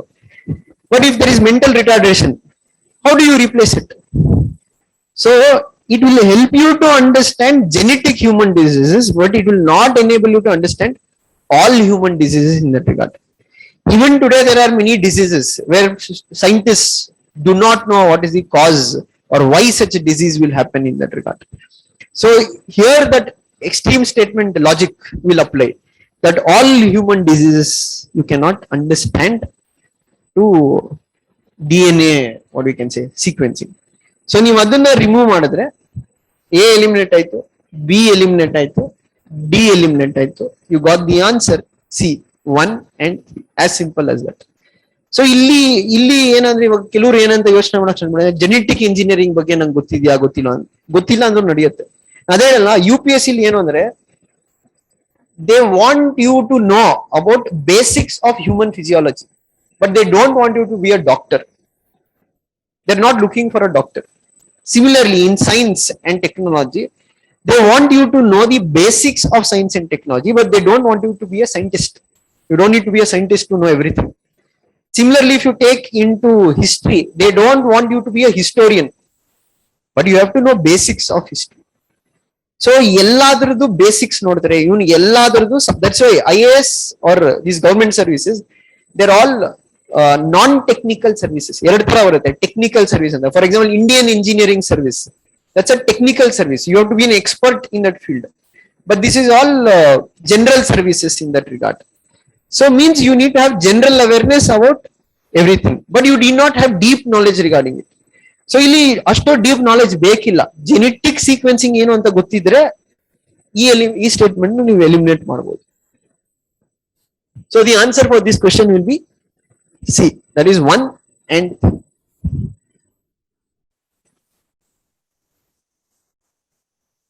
Okay. ಈ ಕ್ವೆಶನ್ ನ ನೋಡೋಣ. ಸೊ ಇದಕ್ಕೆ ಆಪ್ಷನ್ಸ್ ಇರೋದು A is 1 only, B 1 and 2, C 2 and 3, D 1, 2, 3.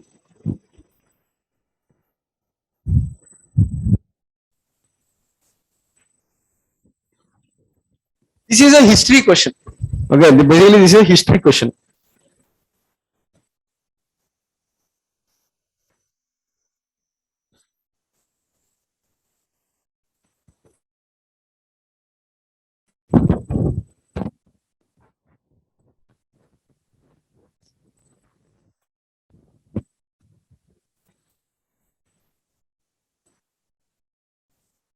Yeah, how many of you know the answer? Anybody who knows the answer, you can raise your hand.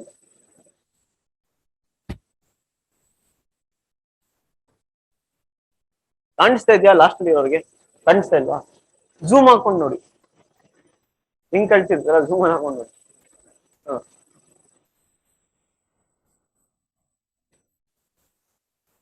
See, that's what I told you, you have to come sit in the front. There is places in the front.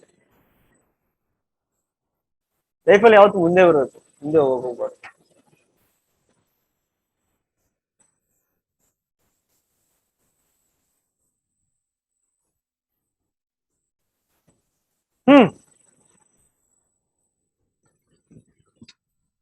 Okay, how many ಯಾರು A ಅಂತ ಯಾರು ಹೇಳಿದ್ರು? ಯಾರು A?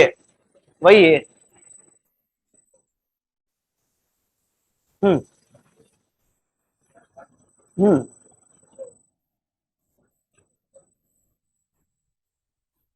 ಅಂದ್ರೆ ಹಳೆ ಕಾಲದಲ್ಲಿ Indians ಅಷ್ಟು honest ಇದ್ರು, ಯಾರು ಕದಿಯಕ್ಕೆ ಹೋಗ್ತಾ ಇರ್ಲಿಲ್ಲ.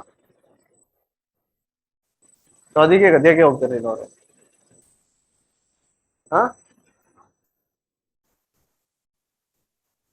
No, I'm telling those who told 1 is the correct answer.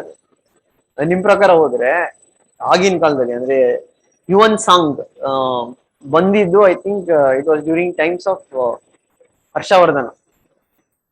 Harshvardhan ಕಾಲದಲ್ಲಿ ಸತ್ಯತೆ ಇಲ್ಲಿತ್ತು, ಯಾರು ಕದಿಯಕ್ಕೆ ಹೋಗ್ತಾ ಇರ್ಲಿಲ್ಲ, ಕಳ್ರೆ ಇರ್ಲಿಲ್ಲ, ರಿವರ್ಸ್ ನ ಯಾರು ಕದಿಯಕ್ಕೆ ಹೋಗ್ತಾ ಇರ್ಲಿಲ್ಲ, ಕಂಪ್ಲೀಟ್ಲಿ ಇಮ್ಯೂನ್. ಇಟ್ ವಾಸ್ ರಾಬರಿನೇ ಆಗ್ತಾ ಇರ್ಲಿಲ್ಲ.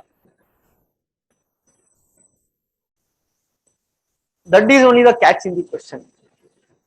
There is no country in the world, there is no place in the world which is completely immune from robbery. Still ಯಾದೇ ಕಾಲದಲ್ಲಿ ಇರ್ಬೋದು. That's the logic. If you remove 1, you got the answer as 2 and 3. Even if you are not 1, Yuan Sang on book ಅಲ್ಲೇ ಬರ್ದಿದ್ದಾನೆ that he was robbed 2 times ಅಂತ ಆ time ಅಲ್ಲಿ. Logic ನೀವು ಅದು NCERT book ಅಲ್ಲಿ ಇದೆ. ಅವನು ಬುಕ್ ಬರೀತಾನೆ ಯುವನ್ ಸಂಘ ಭಾರತದ ಮೇಲೆ. ಅವಾಗ ಹೇಳ್ತಾನು ಇಲ್ಲಿ ಬಂದಾಗ 2 ಸತಿ ಕಳ್ತನ ಆಗುತ್ತೆ ಅವ್ರಿಗೆ. So the answer is 2 and 3. ನಾನು ಹೇಳಿದ್ವಿ, ನೀವು ಅಕಸ್ಮಾತ್ ಅದು ಓದಿಲ್ಲ ಅಂದ್ರೂ ನೀವು ಅಪ್ಲೈ ಮಾಡ್ಬೋದಿತ್ತು. ಏನು ಅಂತ, ಕಂಪ್ಲೀಟ್ಲಿ ಇಮ್ಯೂನ್ ಫ್ರಮ್ ರಾಬರಿ. ಇವಾಗ್ಲೇ ಸೆಕ್ಯೂರಿಟಿ ಇದ್ರೆ ರಾಬರಿ ಆಗುತ್ತೆ. ಆಗಿನ ಕಾಲದಲ್ಲಿ, ಹಳೆ ಕಾಲದಲ್ಲಿ ಕ್ಯಾಮ್ರಾ ಇರ್ಲಿಲ್ಲ, ಏನು ಇರ್ಲಿಲ್ಲ, ಅವಾಗ ರಾಬರಿ ಆಗ್ತಾ ಇರ್ಲಿಲ್ಲ ಅಂದ್ರೆ ನಂಬತ್ತಷ್ಟೇ. But yeah, on the other hand, he has written about it. He has written that the problems he faced here, one was that he'll tell, though prosperity was there, but it is not completely immune from robbery. He'll tell he himself was robbed twice in that regard. So answer for this question is C. That is 2 and 3. So ಅರ್ಥ ಆಯ್ತಲ್ಲ, ಹಿಸ್ಟ್ರಿನ ನೀವು ಹಿಂಗ್ ಓದ್ಬೇಕು ಅಂದ್ರೆ ಇದು history question. But ಅದೇನಲ್ಲ, ನೀವು ಸ್ಕೂಲಲ್ಲಿ ಓದಿದ ಹಿಸ್ಟ್ರಿಗೂ ಇಲ್ಲಿ ಓದೋ ಹಿಸ್ಟ್ರಿಗೂ ಡಿಫ್ರೆನ್ಸ್ ಇದೆ. ಸ್ಕೂಲಲ್ಲಿ ಯಾರ್ಯಾರ ಮಧ್ಯ ಯುದ್ಧ ಆಯ್ತು, ಆ ಯುದ್ಧದ ಔಟ್ಕಮ್ ಏನಾಯ್ತು, ಯಾರ್ ರಾಜ ಆಗಿದ್ದ, ಇವನಾದ್ಮೇಲೆ ಅವ್ನ ಮಗ ಯಾರು ಬಂದ, ಇದಿತ್ತು ಅದಿತ್ತು, the dates. It's not about dates, it's about understanding a kingdom. So ಇವಾಗ ಮೌರ್ಯಾಸ್ ಇದ್ರು ಅನ್ಕೊಳ್ಳೋಣ, ಹೌದು ಬೇಸಿಕ್ ಐಡಿಯಾ ಇರ್ಬೇಕು. ನಂದಾಸ್ ಆದ್ಮೇಲೆ ಮೌರ್ಯಾಸ್ ಬಂದ್ರು. ಸೊ ಮೌರ್ಯಾಸ್ ಹೇಗ್ ಬಂದ್ರು ಪವರ್ಗೆ? You have to know about Kautilya. What was the strategy he used in that regard? So Mauryan Empire ಏನಕ್ಕೆ one of the greatest empire ಅಂತ ಕರೆದ್ರು ಮಹಾಜನಪದಸ್ ಪೀರಿಯಡ್ ಅಲ್ಲಿ? There are many reasons to it. ಒಂದು ಅವ್ರದ್ದು geo strategical location ಇರ್ಬೋದು. Pataliputra was the capital. So Pataliputra ಅದು ಏನು ಅಂತ ಜಲದುರ್ಗ ಅಂತ ಕರೀತಾರೆ. ಅಂದ್ರೆ it was surrounded by rivers in that regard. ಅವ್ರಿಗೆ ಫಾರೆಸ್ಟ್ ರಿಸೋರ್ಸಸ್ ಆಕ್ಸೆಸ್ ಸಿಕ್ತು, ಐರನ್ ಈಸಿಯಾಗಿ ಸಿಕ್ತು, ಎಲಿಫೆಂಟ್ ಸಿಕ್ತು. They had one of the most powerful armies. The elephants were part of their what you can say army in that regard. They had very brave rulers such as Bimbisara, Ashoka in that regard. They had a very good taxation system in that regard. So aವಾಗ ನಿಮ್ಗೆ ಗೊತ್ತಿರ್ಬೇಕು ಅವ್ರು tax ಹೇಗೆ collect ಮಾಡ್ತಾ ಇದ್ರು, ಮತ್ತೆ ಅವ್ರದ್ದು government departments ಇತ್ತು, ಅವ್ರ 6 ಡಿಪಾರ್ಟ್ಮೆಂಟ್ಸ್ ಇತ್ತಿದ್ರು. So in UPSC they want you to know ಆಗಿನ ಟೈಮ್ದು ಕಲ್ಚರ್ ಹೆಂಗಿತ್ತು, ಆಗಿನ ಟೈಮ್ದು ಸೊಸೈಟಿ ಹೇಗಿತ್ತು, ಅವ್ರದ್ದು ಎಕಾನಮಿ ಹೇಗ್ ನಡೀತಾ ಇತ್ತು, ಅವ್ರದ್ದು ಪೊಲಿಟಿಕಲ್ ಸಿಸ್ಟಮ್ ಹೇಗಿತ್ತು, ಅವ್ರದ್ದು ಅಡ್ಮಿನಿಸ್ಟ್ರೇಟಿವ್ ಸೆಟಪ್ ಹೇಗಿತ್ತು. And that they want to know if you have read in history in that regard. So ಈ ರೀತಿಯಲ್ಲಿ ಓದಿದ್ರೆ ನಿಮ್ಗೆ ಹಿಸ್ಟ್ರಿ ಕ್ವಶನ್ಸ್ ಈಸಿ ಆಗುತ್ತೆ. ಬಟ್ ನೀವು ಇಲ್ಲ ಬಿಂಬಿಸಾರ ಬಿಂಬಿಸಾರ ಹಂಗೆ that is by heart, that won't work here. But yeah certain date should be known. Like important battles ಇರ್ಬೋದು, ಇಲ್ಲ ಕ್ರೊನಾಲಜಿಕಲ್ ಆರ್ಡರ್ ಯಾರಾದ್ಮೇಲೆ ಯಾರು ಬಂದ್ರು ಅದು ಗೊತ್ತಿರ್ಬೇಕಾಗತ್ತೆ. But sometimes they go in to these aspects, they go in to social aspects. ಅವಾಗ ಸಮಾಜ ಹೇಗಿತ್ತು, ಅವಾಗ ಸೋಷಿಯಲ್ ಪ್ರಾಬ್ಲಮ್ಸ್ ಏನಿತ್ತು. So this is one such question which they've asked in the exam.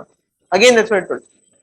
ಇಲ್ಲಿ ಮೆಮೊರಿ ಬೇಕಿಲ್ಲ, you don't need to memorize things, but yeah you need to know certain important facets of it. Now let us look into this question. Now the options for you here is 1 only, B 1 and 2, C 2 and 3, D 1, 2, 3. Which of the following statements are correct? This is regarding GST. ಇವಾಗ GST ಬಗ್ಗೆ ನಾವು ಓದಿಲ್ಲ ಅಂತ ಹೇಳಕ್ಕಾಗಲ್ಲ. ನೀವು ಏನೇ ಒಂದು ಪದಾರ್ಥ ಪರ್ಚೇಸ್ ಮಾಡ್ತೀರಾ ಅದಕ್ಕೆ GST ಕಟ್ತೀರಾ. ಸೊ ಬೇಸಿಕ್ ನಾಲೆಜ್ GST ಬಗ್ಗೆ ಇರಬೇಕು. ನಿಮ್ಗೆ ಬೇಸಿಕ್ ನಾಲೆಜ್ ಇಲ್ಲ ಅಂದ್ರೂ ಇದರಲ್ಲಿ ಆನ್ಸರ್ ತೆಗಿಬಹುದು. But let us see that how do you try to.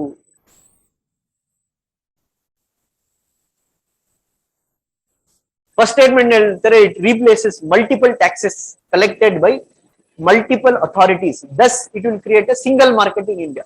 Correct ಇದೆಯಾ ತಪ್ಪಿದೆಯಾ?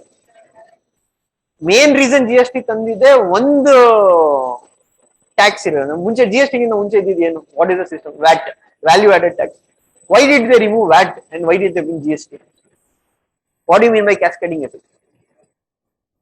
ಟ್ಯಾಕ್ಸ್ ಮೇಲೆ ಟ್ಯಾಕ್ಸ್ ಬೀಳುತ್ತೆ.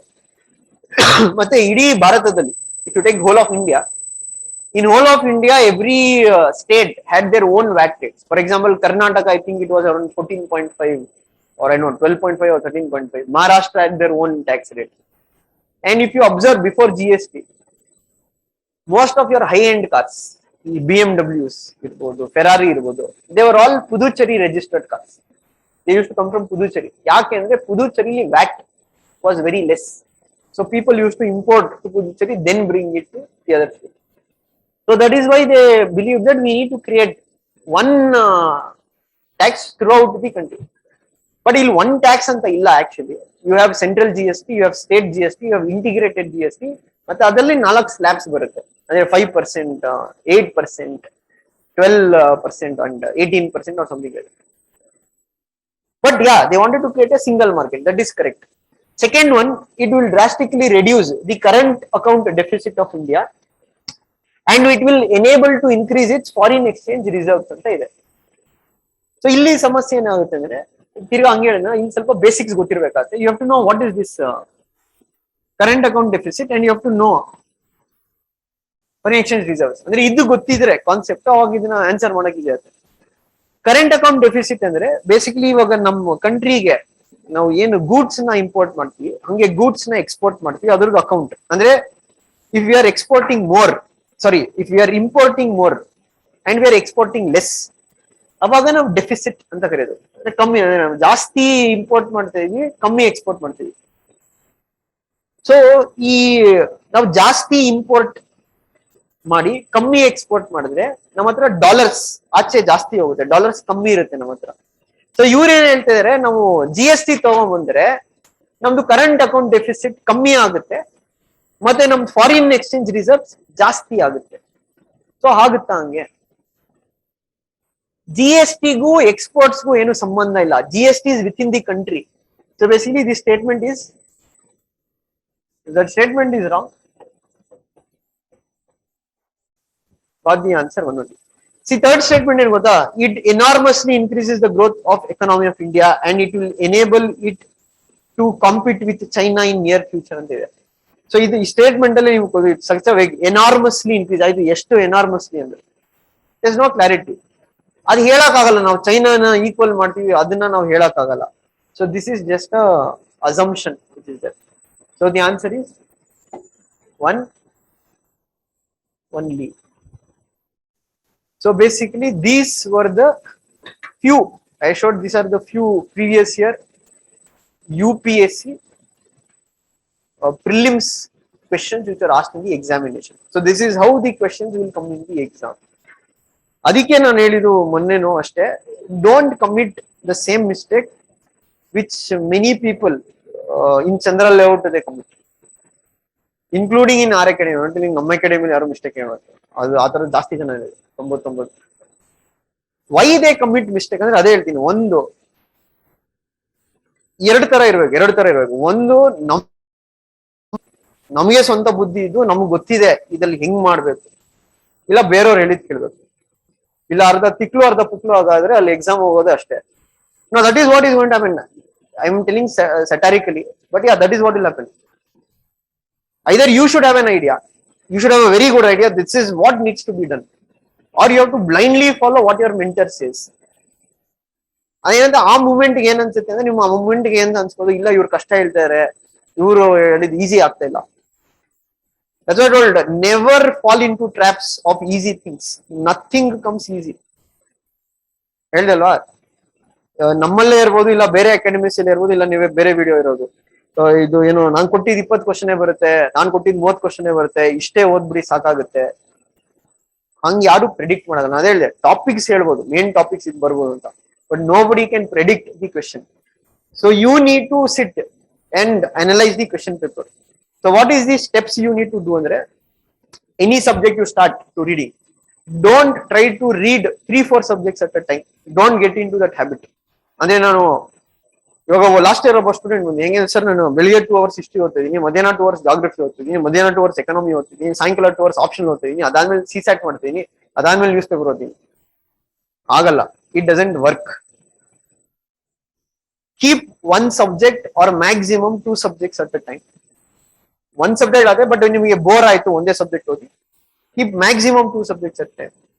Unless you complete those 2 subjects, don't move into the another subject. And keep targets. ಅದೇ ಏನಂದ್ರೆ ಲೈಫ್ ಲಾಂಗ್ ಟಾರ್ಗೆಟ್ ತರ ಇಟ್ಕೊಂಡು, ಏನಂದ್ರೆ 3 ತಿಂಗಳು ತಗೊಂತೀನಿ ಹೋದಾಗ ಇಲ್ಲ. Any subject you need to complete within 20 days or 25 days ಅಷ್ಟೇ. ಅದು ಡಿಪೆಂಡ್ ಆಗುತ್ತೆ ಸಬ್ಜೆಕ್ಟ್ ಮೇಲೆ. For like polity you might need 1 month. For economy you might need 1 month. For science and technology, you can't give 1 month and all. 15 days, 10 days is more than enough. For art and culture, ಅದಕ್ಕೂ ಅಷ್ಟೇ maximum 10 ದಿನ invest ಮಾಡಬೇಕು ಅದ್ರ ಮೇಲೆ. For international relations ಎಲ್ಲ 10 ದಿನ ಬೇಕಿಲ್ಲ, class ಅಲ್ಲಿ ಪಾಠ ಕೇಳಬೇಕು, ಆಮೇಲೆ ಯಾವ್ದಾದ್ರು 365 material 2 days 3 days enough to go through it. So ನಿಮ್ಗೆ ಒಂದು ಬ್ರಾಡ್ ಟೈಮ್ ಲೈನ್ ಇರಬೇಕು. ಆಪ್ಷನಲ್, ನಾನು ಹೇಳಿದ optional you have to complete by the month of December. If you are going to write in 2023, you have to be ready with your optional subject by now. ಇಲ್ಲ ಏನಾಗುತ್ತೆ, ನೀವು optional ಓದಿಲ್ಲ, sir ಇಲ್ಲ ನಾನು prelims clear ಮಾಡ್ತೀನಿ ಆಮೇಲೆ ನಾನು decide ಮಾಡ್ತೀನಿ. ಪ್ರಿಲಿಮ್ಸ್ ಕ್ಲಿಯರ್ ಮಾಡಿದ್ರು ವೇಸ್ಟ್ ಆಗುತ್ತೆ ಮೇನ್ಸ್, ಯಾಕಂದ್ರೆ you are going to fail in mains. See there are 1 in 10,000 people would have done that miracle. ಅವರು ಪ್ರಿಲಿಮ್ಸ್ ಏನು ಓದಿರಲ್ಲ, ಸಣ್ಣ ಓದ್ತಾರೆ ಕ್ಲಿಯರ್ ಮಾಡ್ತಾರೆ. ಬಟ್ ಅವರೆಲ್ಲ ಹೆಂಗ್ ಮಾಡಿರ್ತಾರೆ ಅಂದ್ರೆ ಅವ್ರಿಗೆ ಒಂದು ಐಡಿಯಾ ಇರುತ್ತೆ, ಫಿಕ್ಸ್ಡ್ ಐಡಿಯಾ ಇರುತ್ತೆ. ಬಟ್ ನೀವೇನ್ ಮಾಡ್ಬೇಕು, ಆಪ್ಷನಲ್ ಫಸ್ಟೇ ಓದಿ ಮುಗಿಸಿರ್ಬೇಕು, ಬರ್ದು ಪ್ರಾಕ್ಟೀಸ್ ಮಾಡಿರ್ಬೇಕು by month of December. In January, February, I'm telling next year, all you need to do is that revise, write, test, revise, write, test, revise and write test. That is all you need to do, nothing else. Answer writing practice you should have started now only. Andre ivaga in coming days ಅಲ್ಲಿ slowly start practicing as they give you in class. Class ಅಲ್ಲಿ ಪ್ರಶ್ನೆ ಕೊಡ್ತಾರೆ faculty. Try to write that answer, show that answer to your mentor. Mentorship works on your enthusiasm.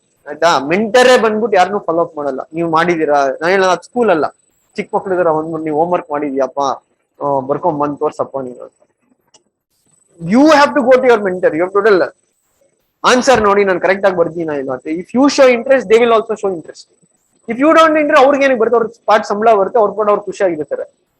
So unless you go and trouble your mentor, you have to ask him every day, ನನಗೆ ಇದು ಅರ್ಥ ಆಗಿಲ್ಲ, ಇದು concept ಹೇಳ್ಕೊಡಿ, ಇದು ನಾನು ಓದ್ತಾ ಇದ್ದೀನಿ. Then you will get that momentum. ಇಲ್ಲ ಏನಾಗುತ್ತೆ, ಸುಮ್ನೆ ಬಂದೇ ಪುಟ್ಟ ಓದೇ ಪುಟ್ಟ ಅದರ ಕ್ಲಾಸ್ ಬರೋದು, 2 ಅವರ್ ಪಾಠ ಕೇಳೋದು, ಮನೆಗೆ ಹೋಗೋದು, ಬಿಗ್ ಬಾಸ್ ಆಮೇಲೆ ಸ್ಟಾರ್ಟ್ ಆಗುತ್ತೆ ನೋಡ್ ಮನ್ಕೊಂಡ್ರೆ things won't work out. You need to have a plan.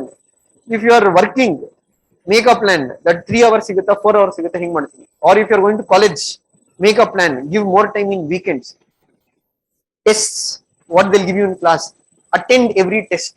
Don't give reasons, ನಂಗೆ ಓದಕ್ ಆಗಿಲ್ಲ, ನಮ್ ಕಾಲೇಜ್ ಪ್ರಾಜೆಕ್ಟ್ ಇತ್ತು, ಇಲ್ಲ ನನ್ನ ಕೆಲಸದಲ್ಲಿ ಬಿಸಿ ಇದೆ. Don't give any kind of reasons. Work hard. ಓದಕ್ ಆಗಿಲ್ಲ, ಅರ್ಧ ಓದ್ಬಿಟ್ಟು ಬಂದು ಬರೀರಿ test. Score is not important. Then you can go through the synopsis and prepare. And before you start, now you suppose you start with polity, always go with NCERTs. Ask your mentor which NCERT to read, because all NCERTs are not required. There are certain NCERTs which are required. Second one, standard book ಯಾವ್ದು ಓದ್ಬೇಕು ಇದಕ್ಕೆ. ಇನ್ನೊಂದು problem ಆಗುತ್ತೆ ಏನಂದ್ರೆ, class ಅಲ್ಲೇ ಬೇರೆ ಪಾಠ ನಡೀತಾ ಇರುತ್ತೆ, ನೀವು ಓದ್ತಾ ಇರೋದೇ ಬೇರೆ ಪಾಠ ಇರುತ್ತೆ. ಕ್ಲಾಸ್ ಅಲ್ಲಿ 2 ವಾರ ಪಾಲಿಟಿ ಆಗುತ್ತೆ, ಆಮೇಲೆ ಎಕಾನಮಿ ಸ್ಟಾರ್ಟ್ ಆಗುತ್ತೆ, ಎಕಾನಮಿ ತಿರ್ಗಾ ಜಾಗ್ರಫಿ ಆಗುತ್ತೆ. ಬಟ್ ನೀವು ಪಾಲಿಟಿ ಇವಾಗ ಅರ್ಧ ಓದಿರಾ, ನೀವು ಕ್ಲಾಸ್ ಜೊತೆನೆ ಹೋಗಕ್ ಮಾಡಿದ್ರೆ ಏನ್ ಪ್ರಾಬ್ಲಮ್ ಆಗುತ್ತೆ. ಇವಾಗ ಮೇ ಬಿ ಲೇಟೆಸ್ಟ್ ಪಾಲಿಟಿ 2 ವಾರ ಆಯ್ತು, ಅದಾದ್ಮೇಲೆ 2 ತಿಂಗಳಾದ್ಮೇಲೆ ಪಾಲಿಟಿ ಕ್ಲಾಸ್ ಆಯ್ತು, ಇಲ್ಲ 1 ತಿಂಗಳಾದ್ಮೇಲೆ ಪಾಲಿಟಿ, ನೀವು ಓದಿರೋದು ಮರ್ತೋಗಿರುತ್ತೆ. So you go with your own unique thing. Don't try to mix too many subjects. You started with polity, keep 1 more subject what is there. So if ಇವಾಗ time ತುಂಬಾ classes ಇತ್ತಾ, ಒಂದೇ subject ಓದಿ ಪರವಾಗಿಲ್ಲ, just read polity, try to finish that subject, ಅದ್ರ ಮೇಲೆ test ಬರೀರಿ, test ಬರ್ದು ಒಂದು ರೆಡಿ ಆಗ್ತೀರಾ, shift on to the next subject. But ಎಲ್ಲಾ ಚಿತ್ರಾನ್ನ ಮಾಡ್ಬಿಡಿ, ಅರ್ಧ ಇದು ಮಾಡ್ತೀನಿ, ಅರ್ಧ ಮಾಡ್ತೀನಿ, ಅರ್ಧ ಇದು ಮಾಡ್ತೀನಿ. ಏನಕ್ಕೆ ಅಂದ್ರೆ, ನೀವು ಇವಾಗ ಪಾಲಿಟಿ ಓದ್ಬಿಟ್ಟು ಅರ್ಧಂಬರ್ಧ ತಿರ್ಗಾ 2 ತಿಂಗಳು ಆದ್ಮೇಲೆ ಬಂದ್ರೆ ನಿಮ್ಗೆ ಓದಿರೋದು ಅರ್ಧಂಬರ್ಧನು ಮರ್ತೋಗ್ಬಿಟ್ಟಿರುತ್ತೆ. And every subject you complete and you start next subject. When you start next subject, you have to invest amount of time in revising the first subject what you have read. Revision is the key, because revision is the most understated statement. If you don't revise, you won't remember. I am telling personally, because ನಾನು ಹೇಳಿದೆ ನಮ್ಮ ಲೈಬ್ರರಿಲಿ, that's what experience always counts ಅಂತ. ನಮ್ಮ library ಹೇಳಿದ್ನಲ್ಲ, Kalmesh ಸಿಂಗನವರ್, there's an IPS officer. So initially when first time I went and asked him, ನಾನು ಇನ್ನ ಅವಾಗ early days, I asked him ಹಿಂಗೆ ಓದೋದು ಪಾಲಿಟಿ. ನಾನು ಕ್ಲಾಸ್ ಹೋಗಿರಲಿಲ್ಲ, I only look down to ಯಾವ ಬುಕ್ಸ್ ಓದ್ಬೇಕು ಅಂತ. ಬಟ್ ನಾನು ಬುಕ್ ತಗೊಂಡು ಗೊತ್ತಾಗ್ತಾ ಇರಲಿಲ್ಲ ಹೆಂಗ್ ಓದ್ಬೇಕು, ಏನ್ ಓದ್ಬೇಕು. So I asked him that how to read. So he told me read Lakshmikanth 12 times and you come back. I got very angry. ಇವನು ಹೇಳಕ್ ಇಷ್ಟ ಅಂದ್ರೆ ಇವ್ನು ಹೇಳ್ಬಾರ್ದು, ಈ ತರ ಎಲ್ಲ ಮಿಸ್ಗೈಡ್ ಮಾಡಬಾರ್ದು ಸ್ಟೂಡೆಂಟ್ಗೆ. 12 ಸತಿ ಯಾವನ್ ಓದಕ್ಕಾಗತ್ತೆ, ಅವ್ರ ಹುಚ್ಚ ನನ್ ಮಗ ಅನ್ನೋದು ಒಂದೇ. But when I read for 1 year, I understood, yes, you need to read Lakshmikant 12 times. If you don't read for 12 times, I will guarantee you, you won't remember a single word, or you will get confused in the exam. So revision is the key. Yes, sati revise ಮಾಡಬೇಕು. It's not a, ಇದು ಡಾಕ್ಟರ್ದು tablet ತರಲ್ಲ, 2 ಬೆಳಿಗ್ಗೆ 2 ಸತಿ ತೊಗೊಳ್ಳಿ, ಹಂಗಾಗಲ್ಲ. It depends upon your ability. Some person can revise 3 times, remember things. Some person can take 6 times to remember things. It depends upon individual. So ಆ ತರ prescription ಇಲ್ಲ, ಎಷ್ಟು ಸತಿ ರಿವೈಸ್ ಮಾಡ್ಬೇಕು, 5 ಸತಿ ಮಾಡಲ್ಲ, 6 ಸತಿ ಮಾಡಲ್ಲ, ಅದು ನಿಮ್ ಬಿಟ್ಟಿದ್ದು.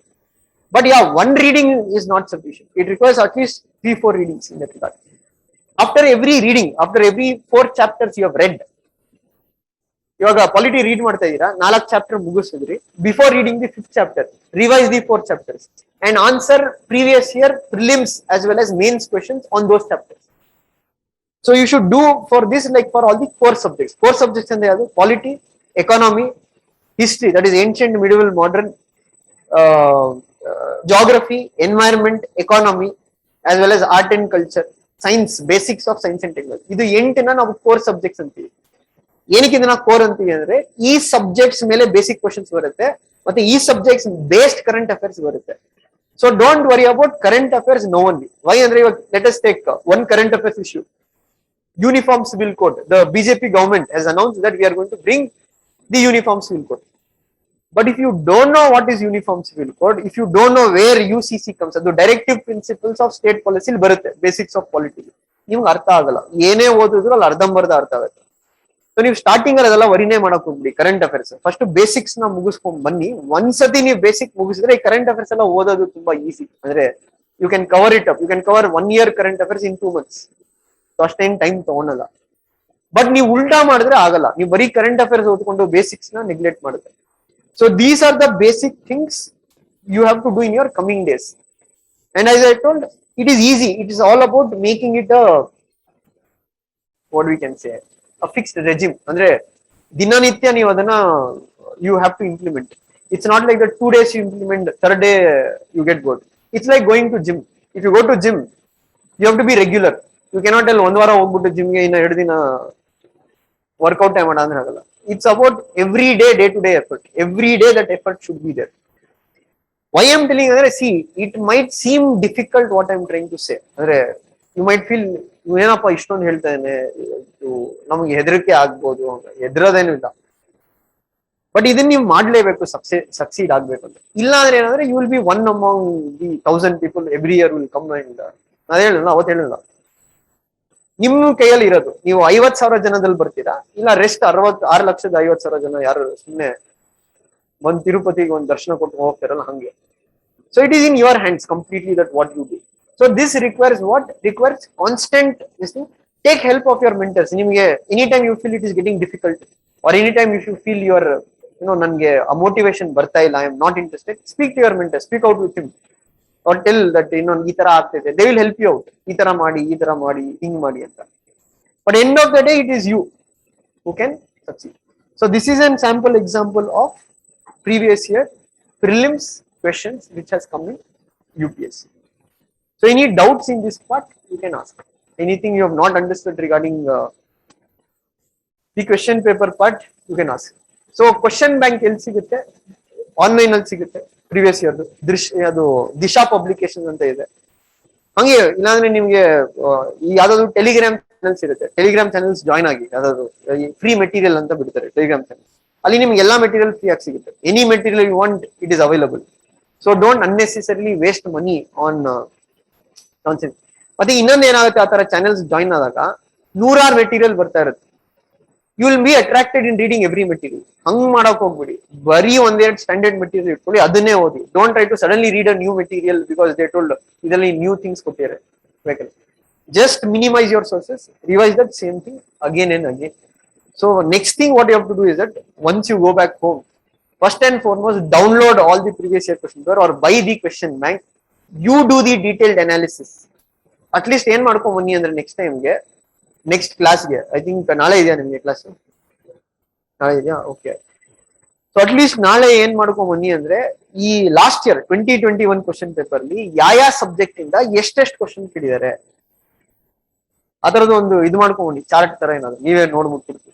ಅದಾಗ್ಲೇ ಮಾಡಿರ್ತಾರೆ, ಬಟ್ ಅಟ್ಲೀಸ್ಟ್ ಅದಾದ್ರೂ ಹುಡುಕಿ. ಅಂದ್ರೆ ಯಾವ ಸಬ್ಜೆಕ್ಟ್ ಇಂದ, ಪೊಲಿಟಿಯಿಂದ ಎಷ್ಟು ಕ್ವಶನ್ ಬಂದಿದೆ, ಎಕಾನಮಿಯಿಂದ ಲಾಸ್ಟ್ 3 ವರ್ಷದಲ್ಲಿ ಎಷ್ಟು ಕ್ವಶನ್ ಬಂದಿದೆ. ಸೊ ಈ ತರದ್ ಅಟ್ಲೀಸ್ಟ್ ನೋಡ್ಕೊಂಡ್ ಬನ್ನಿ. That is the first task you can do.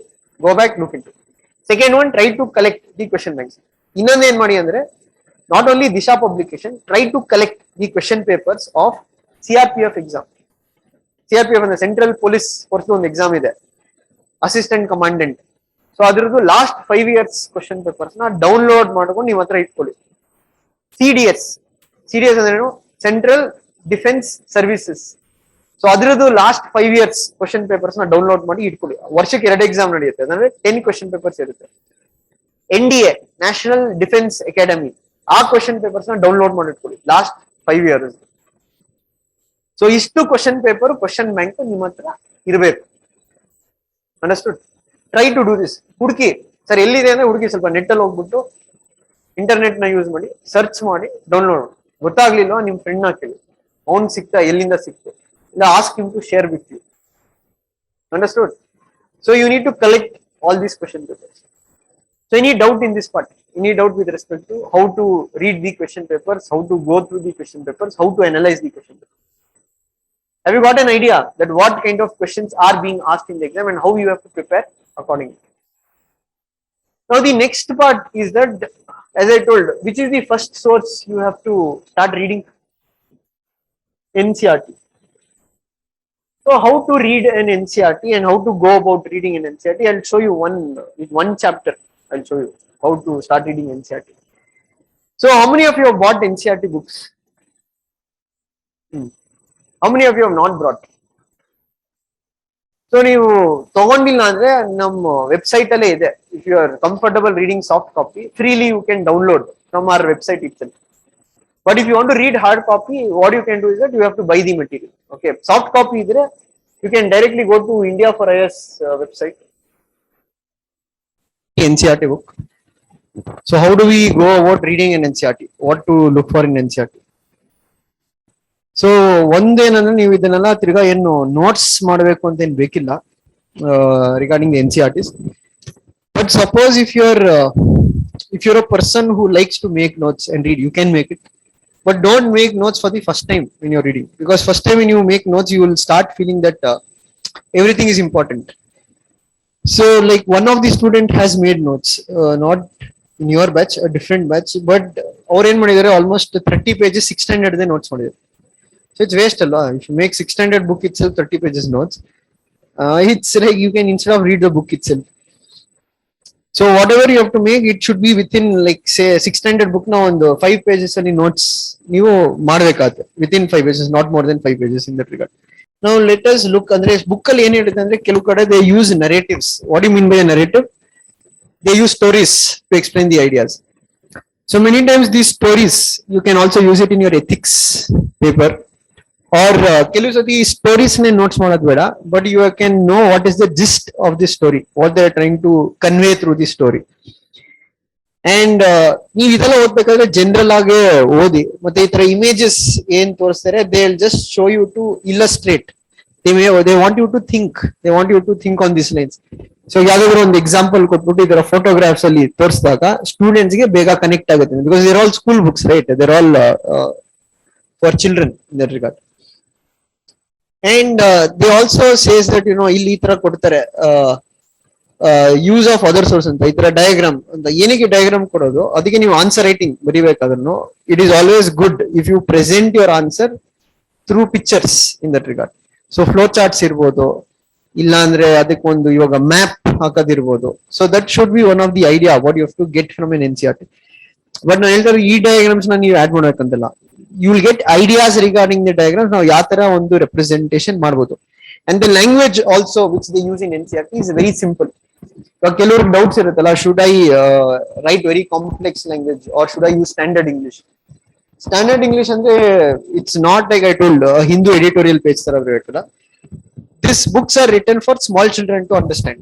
So they would have not used complex English language, they would have used simple English language to communicate the message.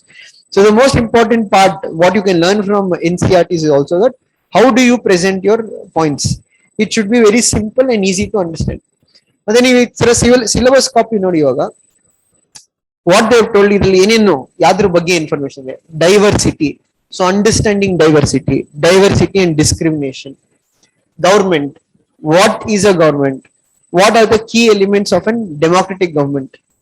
Then local administration, Panchayati Raj. What is rural administration? What is urban administration? Then it speaks about livelihoods, rural livelihood, urban livelihood. ಅಂದ್ರೆ ಒಂದು rural ಸೊಸೈಟಿಲಿ ಹೇಗೆ economic structure ಇರುತ್ತೆ, urban ಸೊಸೈಟಿಲಿ ಹೇಗೆ economic structure ಇರುತ್ತೆ. So this is the preamble and all, you can just ignore it. And see, starting with the first chapter. See now here many times they'll try to illustrate ಕೆಲವು things. ಏನಂದ್ರೆ ಇಲ್ಲಿ ಇಂಡಿಯಾದು national anthem, translation of national anthem ಕೊಟ್ಟಿದ್ದಾರೆ. ಯಾಕೆ ಅಂದ್ರೆ ಅದು ಆಮೇಲೆ connect ಮಾಡ್ತಾರೆ ಯಾಕೆ ಇದೆ ಅಂತ. So look here they say understanding diversity. They say that look around you in a classroom, do you see anyone who looks exactly like you do? So in this chapter you will be learning about people from different are from each other in many ways. not only they look different, but they also belong to different religion, culture, and religious backgrounds. These differences enrich our lives in many ways and also make them more fun. All these different people come from all kinds of background, belonging to different religion, culture, which helps to make India very interesting. Now, this part which is there, the questions what they've given, they're trying to answer these. They're trying to answer these questions in this chapter. And the alien question is there. What does diversity add to our lives? And there diversity ಏನಕ್ಕೆ ಬೇಕು? Diversity ಇಲ್ಲ ಅಂದ್ರೆ how it is going to be. Second one, how did India become like this? Like this ಅಂದ್ರೆ how did India become a diverse country? So they only told people from different religion, different background, different culture, different languages, etc. Diversity means anything which is different. So how did we become such a diverse country in that regard? Then they will also answer, are all kinds of differences part of diversity? ಅಂದ್ರೆ ಡಿಫರೆನ್ಸ್ಗೂ ಡೈವರ್ಸಿಟಿಗೂ ಏನಾದ್ರು difference ಇದೆಯಾ, ಇಲ್ಲ ಯಾವುದೇ ತರ difference ಇದ್ರೆ diversity ಆಗುತ್ತಾ? For example V can say that can we say that some people are physically handicapped? Does it become diversity? No, that's a kind of difference what is there. So all kinds of differences cannot be taken as diversity. And so can diversity be part of unity? ಅಂದ್ರೆ ನಾವು diversified country ಇರಬೇಕಾದ್ರೆ ಅಲ್ಲಿ ಒಗ್ಗಟ್ಟಿರಕ್ ಸಾಧ್ಯ ಇದೆಯಾ? Because people have different preferences. How can unity be built? So that they will try to explain to you through illustration. For example, you can see in this picture, this is a picture they have told. I have given 2-3 kids to draw a diagram. Each one of them has drawn a unique picture. So they say no thing can be same. People have different preferences, different choices. So ಇದು summary ಇರೋದು ಅಷ್ಟೇ. ಇದ್ರಲ್ಲಿ ಏನ್ ಹೇಳ್ತಾರೆ ಅಂದ್ರೆ ಇಲ್ಲಿ children different type of diagrams ಬರ್ದಿದ್ದಾರೆ, ಈ ತರ ಡಿಫ್ರೆನ್ಸ್ ಇದೆ. ಸೊ ಇಲ್ಲಿ ಈ ತರ ಕೊಡ್ತಾರೆ, ಫಿಲ್ ಔಟ್ ದಿ ಫಾಲೋಯಿಂಗ್ ಅಂತ. ಇವೆಲ್ಲ ನೀವೇನ್ ಮಾಡೋದ್ ಬೇಕಾಗಿಲ್ಲ, but just they want to understand. ಅಂದ್ರೆ ಈ ತರ ನೀವು ಈ ಫಾರ್ಮ್ ಕೊಟ್ರೆ, ಇವಾಗ ಇದೇ ಕ್ಲಾಸ್ ರೂಮ್ ಅಲ್ಲಿ ಎಲ್ಲ ಫಾರ್ಮ್ ಕೊಟ್ರೆ, when I go out, I like wearing what anta. Different people have different preferences. Similarly, at home I speak. Some might speak Kannada, some might speak Hindi, some might speak English. My favorite sport, for some it might be cricket, for some it might be football. I like reading books about. Again, it's different. So they're trying to say that people have different choices and different things. And here they've given a story. ಇದರಲ್ಲಿ ಇಬ್ರು ಸಮೀರ್ ಅಂತ ಇರ್ತಾರೆ, ಸಮೀರ್ ಏಕ ಸಮೀರ್ ದೋ ಅಂತ. So ಅಂದ್ರೆ ಆ ಸ್ಟೋರಿಯಲ್ಲಿ explain ಮಾಡ್ತಾನೆ. ಒಬ್ಬ ಸಮೀರ್ ದಿನಾಗ್ಲೂ ಸೈಕಲ್ ತಿಳ್ಕೊಂಡು ಹೋಗ್ತಾ ಇರ್ತಾನೆ, ಇನ್ನೊಬ್ಬ ನ್ಯೂಸ್ ಪೇಪರ್ ಮಾರಕ್ಕೆ ಪ್ರತಿದಿನ ಸಿಗ್ನಲ್ ಅಲ್ಲಿ ಸಿಗ್ತಾ ಇರ್ತಾನೆ. ಸೊ ಇವ್ರು ಇಬ್ರು ಇಂಟ್ರಾಕ್ಷನ್ ಮಾಡ್ತಾರೆ. ಸೊ ಇವಾಗ ಒಬ್ಬ ಸಮೀರ್ ಏನಂದ್ರೆ ಸ್ವಲ್ಪ ಅರ್ಬನ್ ಬ್ಯಾಕ್ ಗ್ರೌಂಡ್, ಅವ್ನ್ ಸ್ವಲ್ಪ ಎಜುಕೇಟೆಡ್. ಇನ್ನೊಬ್ಬ ಸಮೀರ್ ಅವ್ನ್ full rural back ground. Though they share the same name, they are from different parts of the country, their languages are different, their educational background is different. But they will become what we can say, they'll have a conversation and they'll have some kind of friendship. So ಆ story ಏನಂತ ಅಂದ್ರೆ, ಈ ಸ್ಟೋರಿನ ನೀವೇನ್ notes ಆಗಿ ಬರ್ಕೊಬೇಕಿಲ್ಲ. That's make you to understand that people coming from different background, different parts of the country still can become friends. So the question of can diversity has unity? Yes, it can have unity. So ಆ ಸ್ಟೋರಿಲಿ ಅದಿರುತ್ತೆ example. ಅದೇ ಒಬ್ಬ news paper ಮಾರೋನು ಅಂದ್ರೆ ಅವನು lower section of the ಸೊಸೈಟಿಯಿಂದ ಬರ್ತಾನೆ, ಇನ್ನೊಬ್ಬ upper middle class ಇಂದ ಬಂದಿರ್ತಾನೆ, ಇನ್ನೊಬ್ಬನು English ಗೊತ್ತಿರುತ್ತೆ, ಇನ್ನೊಬ್ಬನು ಬರೀ ಹಿಂದಿ ಗೊತ್ತಿರುತ್ತೆ, ಒಬ್ಬ ಹಿಂದೂ, ಇನ್ನೊಬ್ಬ Muslim. But they will have a conversation in that regard. So ಅದನ್ನ ಆನ್ಸರ್ ಮಾಡಕ್ ಟ್ರೈ ಮಾಡ್ತಾರೆ ಆ ಪಾರ್ಟ್ ಆಫ್ ದ ಬುಕ್ ಅಲ್ಲಿ. ಸೊ ಅಲ್ಲಿ ನೀವು ಏನು ನೋಡಿ, ಸಮೀರ್ ಏಕ್ ಸಮೀರ್ ಅಂತ, ಅಲ್ಲಿ ನೀವೇನು ನೋಟ್ಸ್ ಮಾಡ್ಕೊಬೇಕಾಗಿಲ್ಲ. It's not necessary for to write down, but you need to understand what kind of difference. ಅಲ್ಲಿ ಪ್ರಶ್ನೆ ಕೇಳ್ತಾರೆ, ಯಾವ ತರ ಡಿಫರೆನ್ಸ್ ನೋಡ್ತೀರಾ? ಒಂದು ಎಕನಾಮಿಕ್ ಡಿಫರೆನ್ಸಸ್ ಬಿಟ್ವೀನ್ ದೆಮ್, ಇನ್ನೊಂದು ಲ್ಯಾಂಗ್ವೇಜ್ ಡಿಫರೆನ್ಸಸ್, ಮೂರನೇದು their background, the from which part of the society the came from, upper class and lower class in that regard. So ಇಲ್ಲಿ ಅವರು ಕೇಳ್ತಾರೆ, what does diversity add to our lives? Diversity ಏನ್ ತಗೊಂಡ್ಬರುತ್ತೆ? So ಅದ್ರಲ್ಲಿ ಏನಂತ explanation ಕೊಡ್ತಾರೆ ಅಂದ್ರೆ, what is the use if everybody speaks the same language, if everybody dresses the same way, if everybody has the same preference? Then that is what they'll say, adu bore agbidutte over a period of time. Why diversity is needed andre, when you have different preferences, you'll have a more colorful life. For example, if rainbow didn't have 7 colors, if rainbow had only one color, it would have not been unique in that sense. Similarly, if you can see that in our country there is only one language, ಇವಾಗ ಏನಕ್ಕೆ ಅಂದ್ರೆ ಅದನ್ನ ನೀವು connect ಮಾಡಬೇಕು. ಎಲ್ಲಿ connect ಮಾಡಬೇಕು to current issues. For example, now Hindi imposition issue is going on. That Hindi has to be brought. So the same issue is linked to this topic. Can diversity bring unity? ಅಲ್ಲಿ ಎರಡು opinion ಇದೆ. ಒಂದು opinion ಹೇಳುತ್ತೆ ತುಂಬಾ differences ಇದ್ರೆ unity ಬರಕ್ chance ಇಲ್ಲ. So ಒಂದ್ ಸೆಕ್ಷನ್ ಸೊಸೈಟಿ ಹೇಳ್ತಾರೆ ನಾವು ಯೂನಿಟಿ ತರಬೇಕಂದ್ರೆ ಒಂದ್ ಸೆಟ್ ಆಫ್ ಕಾಮನಾಲಿಟಿ ಇರಬೇಕು, ಕಾಮನ್ ಥೀಮ್ ಇರಬೇಕು. Let's make Hindi the official language of India R the Hindi the link language of India. The current issue is that.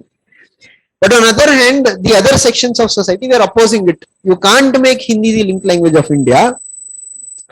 ಯಾಕೆ ಅಂದ್ರೆ ಇದು ಇಂಪೋಸಿಷನ್ ಆಗುತ್ತೆ. If you force somebody to learn Hindi, they can't learn.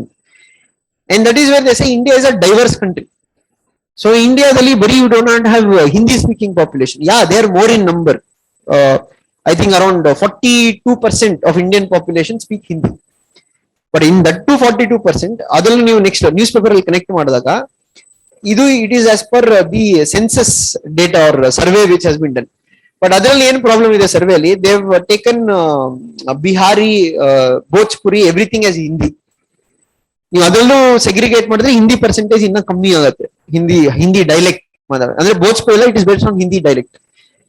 So ಇವ್ರದ್ದು argument ಏನಂದ್ರೆ Hindi majority ಜನ ಮಾತಾಡಿದ್ರು, but there are a minority section who do not speak Hindi. That is why they say that you allow them to speak which language they want, and that is why they are proposing 3 language formula. That North Indians on the local South Indian language kalibekatu along with English, South Indians Hindi along with language. So ಈ ಎಲ್ಲಾ issue connect ಆಗೋದು ಈ basic chapter ಗೆ. So if you want to understand that Hindi imposition or what is the issue going on, you have to know first of all what is diversity and unity. So ಇಲ್ಲಿ ಇವರು ಅದನ್ನೇ ಹೇಳೋದು. They say that diversity is required. Why diversity is required? People have different choices. ಮತ್ತೆ diversity ಹೆಂಗೆ develop ಆಗುತ್ತೆ? Geography plays a role. ಅದನ್ನ next chapter ಹೇಳ್ತಾರೆ. Diversity India ಹೆಂಗೆ ಇಂಡಿಯಾ ಒಂದು ಡೈವರ್ಸ್ ಕಂಟ್ರಿ ಆಯ್ತು. If you go to north eastern part, if you go to ಮಂಗಳೂರಿಗೆ ಹೋದ್ರೆ ನೀವು ಅಲ್ಲಿ ಮನೆ ಡಿಸೈನ್ ಎಲ್ಲ ಯಾವ ರೀತಿಯಲ್ಲಿ ಇರುತ್ತೆ? ಹೆಂಚಿನ ಮನೆ. ನೀವು ಅದೇ ಬ್ಯಾಂಗ್ಳೂರ್ಗೆ ಈ ಕಡೆ ಬಂದ್ರೆ ಇಲ್ಲಿ ಹೆಂಚಿನ ಮನೆಗಳು ಕಮ್ಮಿ. ಯಾಕೆ ಅಂದ್ರೆ ಮ್ಯಾಂಗ್ಳೂರ್ ಮಳೆ ಜಾಸ್ತಿ ಬೀಳುತ್ತೆ ಮಳೆಗಾಲದಲ್ಲಿ, ಅವಾಗ ನಿಮ್ಗೆ ಹೆಂಚಿನ ಮನೆನೇ ಬೇಕು. ಸೆಕೆಂಡ್ ಒನ್, ನೀವು ಮ್ಯಾಂಗ್ಳೂರ್ಗೆ ಹೋದ್ರೆ ಅಲ್ಲಿ ಲ್ಯಾಂಗ್ವೇಜ್ ಮಾಡ್ತಾ ಇರೋದು Tulu. They don't speak Kannada so much. Or if you go to Mangalore, people will eat boiled rice. They don't eat mainly the rice what we eat. So it is why ಅಂದ್ರೆ they have adapted to their geography. Why they eat boiled rice ಅಂದ್ರೆ because your normal rice heat ಜಾಸ್ತಿ, ಆ ಟೆಂಪರೇಚರ್ಗೆ ಅದು consume ಮಾಡಕ್ ಆಗಲ್ಲ over a period of time. That is why they eat boiled rice. And second one, you can see that in Mangalore it's a coastal region, right? ಅಲ್ಲಿರೋ ಜಾಗ್ರಫಿನೇ ಬೇರೆ, ಇಲ್ಲಿ ಬ್ಯಾಂಗ್ಳೂರ್ ಇರೋ ಜಾಗ್ರಫಿನೇ ಬೇರೆ. And in Bangalore you can see there is more of English speaking population ಜಾಸ್ತಿ. ಯಾಕೆ? ಇದು metropolitan city, people from different backgrounds have come. So we cannot say in each area everybody should speak the same language. And dressing culture irbodu, food taste, fish consumption is more. Yakandre fish is readily available there, it is easy to get fresh fish. So that is what they say. If you look at India, India does not have one geography alva. ನೀವು geography ಓದಿದಾಗ ಇಂಡಿಯಾದಲ್ಲಿ different climatic zones ಬರುತ್ತೆ. North East India is different from Gujarat and Rajasthan. Southern part of India is different from central part of India. Jammu and Kashmir and Ladakh, that is completely different. So that is why you have in India different cultural traditions. Food habits is different. For example, you can take within castes also there is a lot of diversity. For example, you have Brahmins.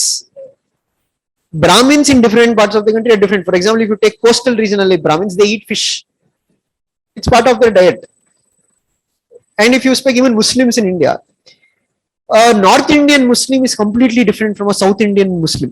Or ಒಂದೇ religion ಗೆ ಸೇರಿದ್ರು, ಅವ್ರ cultural practices is completely different. It has emerged through where they stay. And if you look at India's history also, many invasions have happened on India, and many of these invaders they have settled down in India. When they've settled down in India, they've adopted to Indian culture, and similarly, India has adopted to their culture. For example, if you take Urdu development only happened with the invasion of the Deccan Sultanate in that regard. Or if you look into the architecture of the Islamic architecture, again you can see it came from outside, but again they've modified it to again to Indian condition. For example, you know that the Mughal architecture illi, they mainly follow the dome shape. Actually, dome shape ಬಂದಿದ್ದು ಯಾರಿಂದ copy ಮಾಡಿರೋದು ಅಂದ್ರೆ from Buddhism. ಈ stupas ಇರೋದು, it is the same dome shape in that regard. Or similarly, if you take, let us take for example the what we can say, the representation of flower irbodu, lotus symbol anta irbodu. Again, it was copied from Hindu temple side, but you won't find human figurines because according to Islam, that is prohibited to be depicted in that regard. So we can see that how the invaders have adopted to Indian culture. Or Sufi movement. Sufi is a culmination of Hindu system with Islamic system at large. So India to DNA, if you look at, we are a very diverse country. Or if you let us take diversity, ya level gide andre, the Kannada is one of the language spoken by Kannadigas. But if you see how Kannada is spoken in Mangalore, how Kannada is spoken in Hubballi, how Kannada is spoken in Mandya, they have different slang to it. ಅದೆಲ್ಲ ಅಲ್ಲಿ different slang ಇದೆ, ಒಂದೇ ರೀತಿಯಲ್ಲಿ ಆಗಲ್ಲ. ನೀವು ಇವಾಗ ನೀವು ಮಂಗಳೂರಲ್ಲಿ ಹೋದ್ರೆ ಅವ್ರದೇ ಕನ್ನಡ ರೀತಿ ಬೇರೆ ಇರ್ತಾವೆ, ಅವ್ರ ವರ್ಡ್ಸ್ ಕೆಲವು ಯೂಸ್ ಮಾಡೋದು. That is diversity, means you don't have one unique. So in that case the question comes about, should we have a national language or should we have an official language? And if you look at Indian constitution also, nam design agide andre, constitution is a product of the citizens of that country. Constitution yaar madirodu, janak madirodu. So that is why the constitution makers, when they designed the constitution, they provided provisions in the constitution for diversity and unity to be together.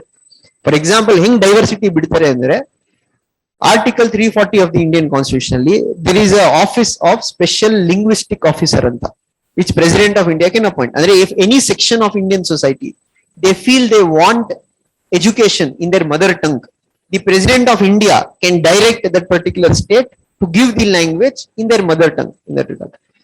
But ಹಂಗೆ unity ಹೆಂಗಿದೆ ಅಂದ್ರೆ, no state in India can go outside the Indian Union. ಯಾವುದೇ state ಕೂಡ ಬಂದ್ಬಿಟ್ಟು ನಾವು independent ಆಗ್ತೀವಿ ಅಂತ ಹೇಳಕ್ ಆಗಲ್ಲ, ಆ ತರ ಪ್ರಾವಿಷನ್ಸ್ ಪವರ್ ಕೊಟ್ಟಿಲ್ಲ.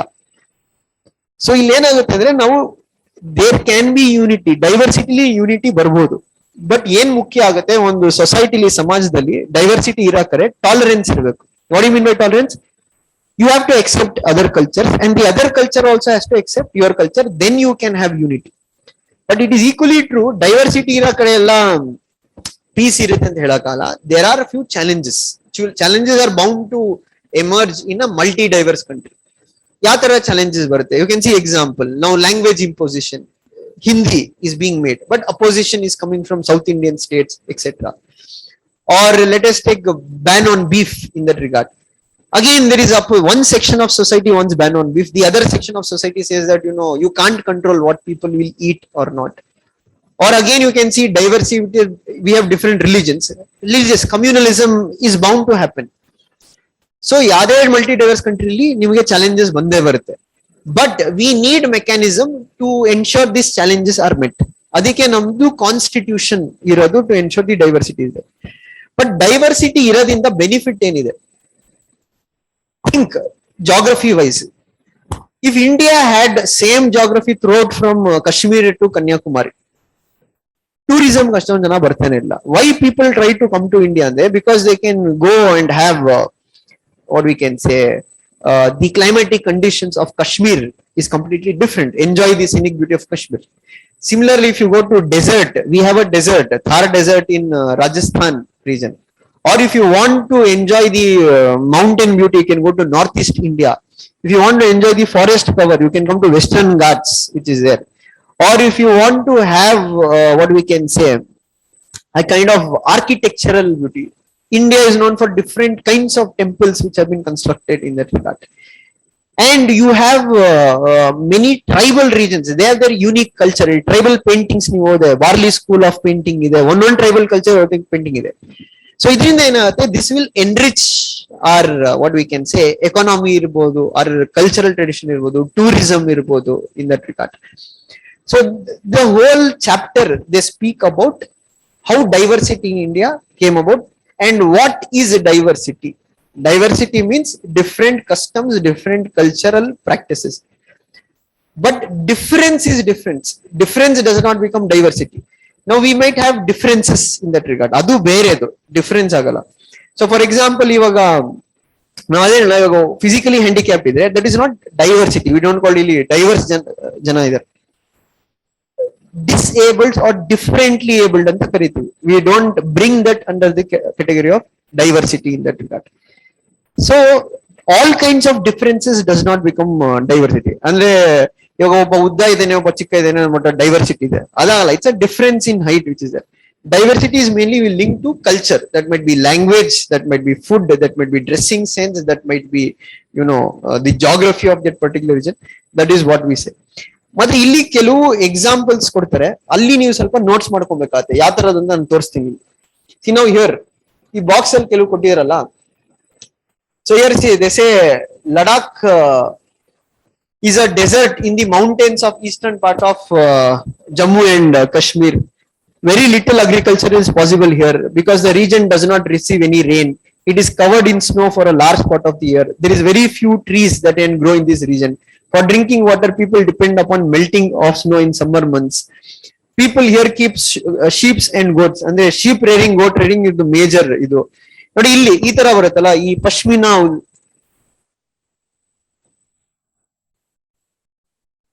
Now this is what something they will ask you in prelims. ಎಲ್ಲಿ ಬರುತ್ತೆ, ಇದ್ರ ಸ್ಪೆಷಾಲಿಟಿ ಏನು, ಇದಕ್ಕೆ GI ಟ್ಯಾಗ್ ಇದೆಯಾ ಇಲ್ವಾ. ಸೊ ಈ ತರದ್ನ ನೀವೇನ್ ಮಾಡ್ಬೇಕಾಗತ್ತೆ, ಸ್ವಲ್ಪ ನೆಟ್ ನ ಯೂಸ್ ಮಾಡಿ ನೀವು ನೋಡ್ಕೊಬೇಕಾಗತ್ತೆ. So ಏನಿಗಿದೆ, this costs lot of money and the wool of the goats and they sell it to traders from Kashmir. Pashmina shawls are cheaply worn in Kashmir in that regard. So ಈ ತರದ್ನ ನೀವು note down ಮಾಡ್ಕೊಬೇಕು notes ಅಲ್ಲಿ, not the all other things which is not required to be noted down in the notes.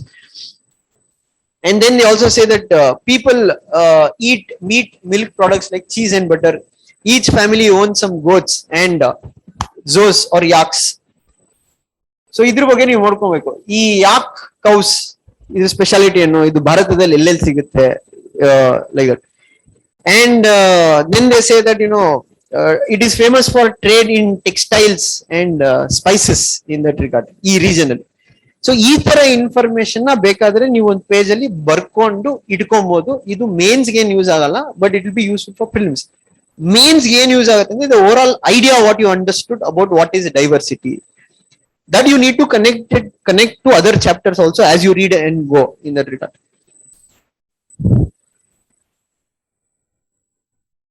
And you can see here they give about Kerala.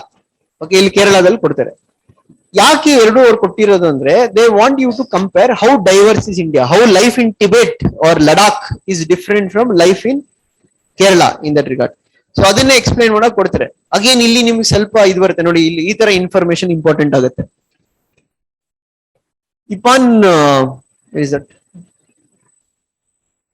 Ivan Batuta, he's a Morocco traveler. He has come to Kerala. He's visited Kerala and he wrote a travelogue about lives of Muslims.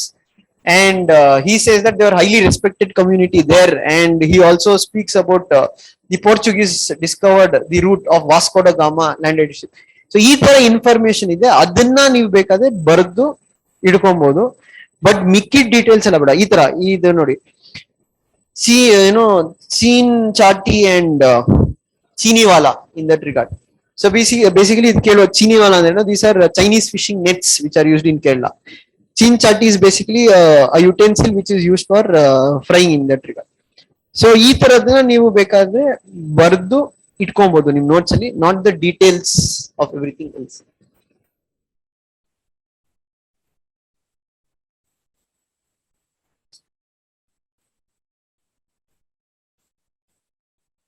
And see here also ಈ ತರ diagrams ಕೊಟ್ಟಿರ್ತಾರಲ್ಲ. So this famous boat race in Kerala, so ಅದ್ರ ಬಗ್ಗೆನು ನೀವು ಬರೆದು ಒಂದ್ ಕಡೆ side ಅಲ್ಲಿ ಇಟ್ಕೊಬಹುದು, ಏನಿದು ವೋಟ್ ರೇಸ್ ಏನ್ ಫೇಮಸ್ ಇದೆ ಅಂತ. So then will just go on explaining that ಹಿಂಗೆ ಕೇರಳ ಮತ್ತೆ ಲಡಾಖ್ ಯಾವ ತರ ಡಿಫ್ರೆನ್ಸ್ ಇದೆ.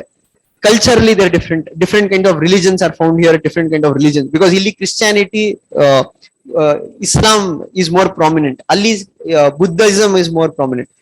So alli geography heng different, it's a very dry region, infertile, grazing or goat rearing is the major source of income, but illi fishing as well as what you can say agriculture is a major source of income. Alli avrdu food, ಅವ್ರ practices ಬೇರೆ, ಇಲ್ಲಿ ಇರೋ food practices ಬೇರೆ, ಅವ್ರ culture different, ಇಲ್ಲಿರೋ cultural practices different. So through this what is trying to do ಅಂದ್ರೆ is trying to explain that how diversity can what is diversity and how you can differentiate. In the last what he'll try to say that unity diversity ಇದೆಯಾ ಅಂತ. ಇದು ಹೆಂಗೆ ಅಂದ್ರೆ for example ಈ says in that example that when British ruled India, ಈ freedom struggle ಆದಾಗ people from different backgrounds united to fight. For example, if you take the Indian Army trails, INA trails ಅಂತ ತಗೊಂಡ, Muslim, Christians, ಸಿಖ್ಸ್ ಎಲ್ಲರೂ ಒಟ್ಟಿಗೆ ಸೇರಿ protest ಮಾಡಿದ್ರು. Jallianwala Bagh incident ಆದಾಗ it's not only the Sikhs who protested, people from all sections protested. So India gaining freedom itself is an example that unity in diversity is possible. ಆಮೇಲೆ ಈ ತರದ್ ನೆನ್ಪಿಟ್ಕೊಬೇಕಾದ್ರೆ the book discovery of India, Jawaharlal Nehru ಬರ್ದಿರೋದು. So ಅದನ್ನ ನೀವು note ಮಾಡ್ಕೊಂಡಿರ್ಬೇಕು. ಈಗ ನಾಳೆ ಪ್ರಿಲಿಮ್ಸ್ ಅಲ್ಲಿ ಕೇಳ್ಬೋದು, match the following who is written the book ಅಂತ. ಮತ್ತೆ ಈ ತರ ಕೊಟೇಶನ್ ಯೂನಿಟಿ ಇನ್ ಡೈವರ್ಸಿಟಿ ಅಂತ ಕಾಯಿನ್ ಮಾಡಿದೆ Jawaharlal Nehru in that regard. And Indian national anthem is composed by Rabindranath Tagore. ಅದೆಲ್ಲ ಬೇಸಿಕ್ ಬರ್ಕೊಂಡಿರಿ. ಮತ್ತೆ ಇಂಡಿಯಾದ ನ್ಯಾಷನಲ್ ಸಾಂಗ್ ಯಾರು ಬರ್ದು ಆ ತರದೆಲ್ಲ ನಿಮ್ ಫರ್ದರ್ NCERT ಬುಕ್ಸ್ ಅಲ್ಲಿ ಸಿಗುತ್ತೆ. ಅದಾದ್ಮೇಲೆ ಈ ತರ ಕ್ವೆಶನ್ ಕೊಡ್ತಾರೆ ಲಾಸ್ಟ್ ಅಲ್ಲಿ. ಇದ್ರಲ್ಲಿ ಎಲ್ಲಾ ಕ್ವಶನ್ ಆನ್ಸರ್ ಮಾಡ್ಬೇಕಾಗಿಲ್ಲ, ನೀವು ನೋಡಿ ಯಾವ ಕ್ವಶನ್ ಎಕ್ಸಾಮ್ ಬರ್ಬೋದು. ಇಲ್ಲೇ ಹೇಳ್ತಾರೆ drop the list of different festival celebrated in your locality. Celebration are shared, which of the celebration are shared by the members of different religious communities. ಈ ತರ ಪ್ರಶ್ನೆಗೆ ಉತ್ತರ ಬರೆಯೋದು ಬೇಡ, but you have to think. Can you think and tell any one religion, sorry any one festival in Bangalore which is celebrated by different communities? Same festival ಅಲ್ಲಿ different communities take part. Ramlila ಬೆಂಗಳೂರಲ್ಲಿ, ಹೋಲಿ, ಹಾ okay, Karaga, that is correct. ಮೊನ್ನೆನೂ ನೀವು ಕರ್ಗಾ ನಡೀತಲ್ಲ, they went to the dargah which is there. ಏನಕ್ಕೆ ಅಂದ್ರೆ ಇದು ನೀವು ಏನ್ ಬರ್ದಿಟ್ಕೊಬೇಕಾಗಿಲ್ಲ, ಈ ರೀತಿಲಿ ಯೋಚನೆ ಮಾಡಿದ್ರೆ ನಾಳೆ ಮೇನ್ಸ್ ಅಲ್ಲಿ ಯಾವ್ದಾದ್ರು ಬಂದ್ರೆ ನಿಮ್ಗೆ ಫಸ್ಟೇ ಐಡಿಯಾಸ್ ಇರುತ್ತೆ to frame an answer in that regard. Why, next question ನೋಡಿ, what do you think living in India which is with its rich heritage of diversity adds to your life? ಅಂದ್ರೆ ಈ ತರ ಡೈವರ್ಸಿಟಿ ಅಲ್ಲಿ ನೀವು ಇದ್ದಾಗ ನಿಮ್ಮ life ಅಲ್ಲಿ ಏನ್ ಸಿಗುತ್ತೆ? ಇದಕ್ಕೇನು ಆನ್ಸರ್ ಬೇಕಾ? ಜಸ್ಟ್ ಥಿಂಕ್ ಮಾಡಿ. ಡೈವರ್ಸಿಟಿ ಇದ್ದಾಗ ಏನೇನು ಇರುತ್ತೆ? You can visit different places, you can enjoy different cultures, you can participate in different festival, different food choices are there. So ಆ ತರ. Next, do you think the term unity in diversity is an appropriate term to describe India? What do you think Nehru is trying to say about Indian unity in the sentence quoted about in the book Discovery of India? So a chapter hodre nimge details gorutte. What do you mean by unity in diversity? Underline the line in the poem after Jallian Wala Bagh which according to reflect the adbitta ki adin bekagala.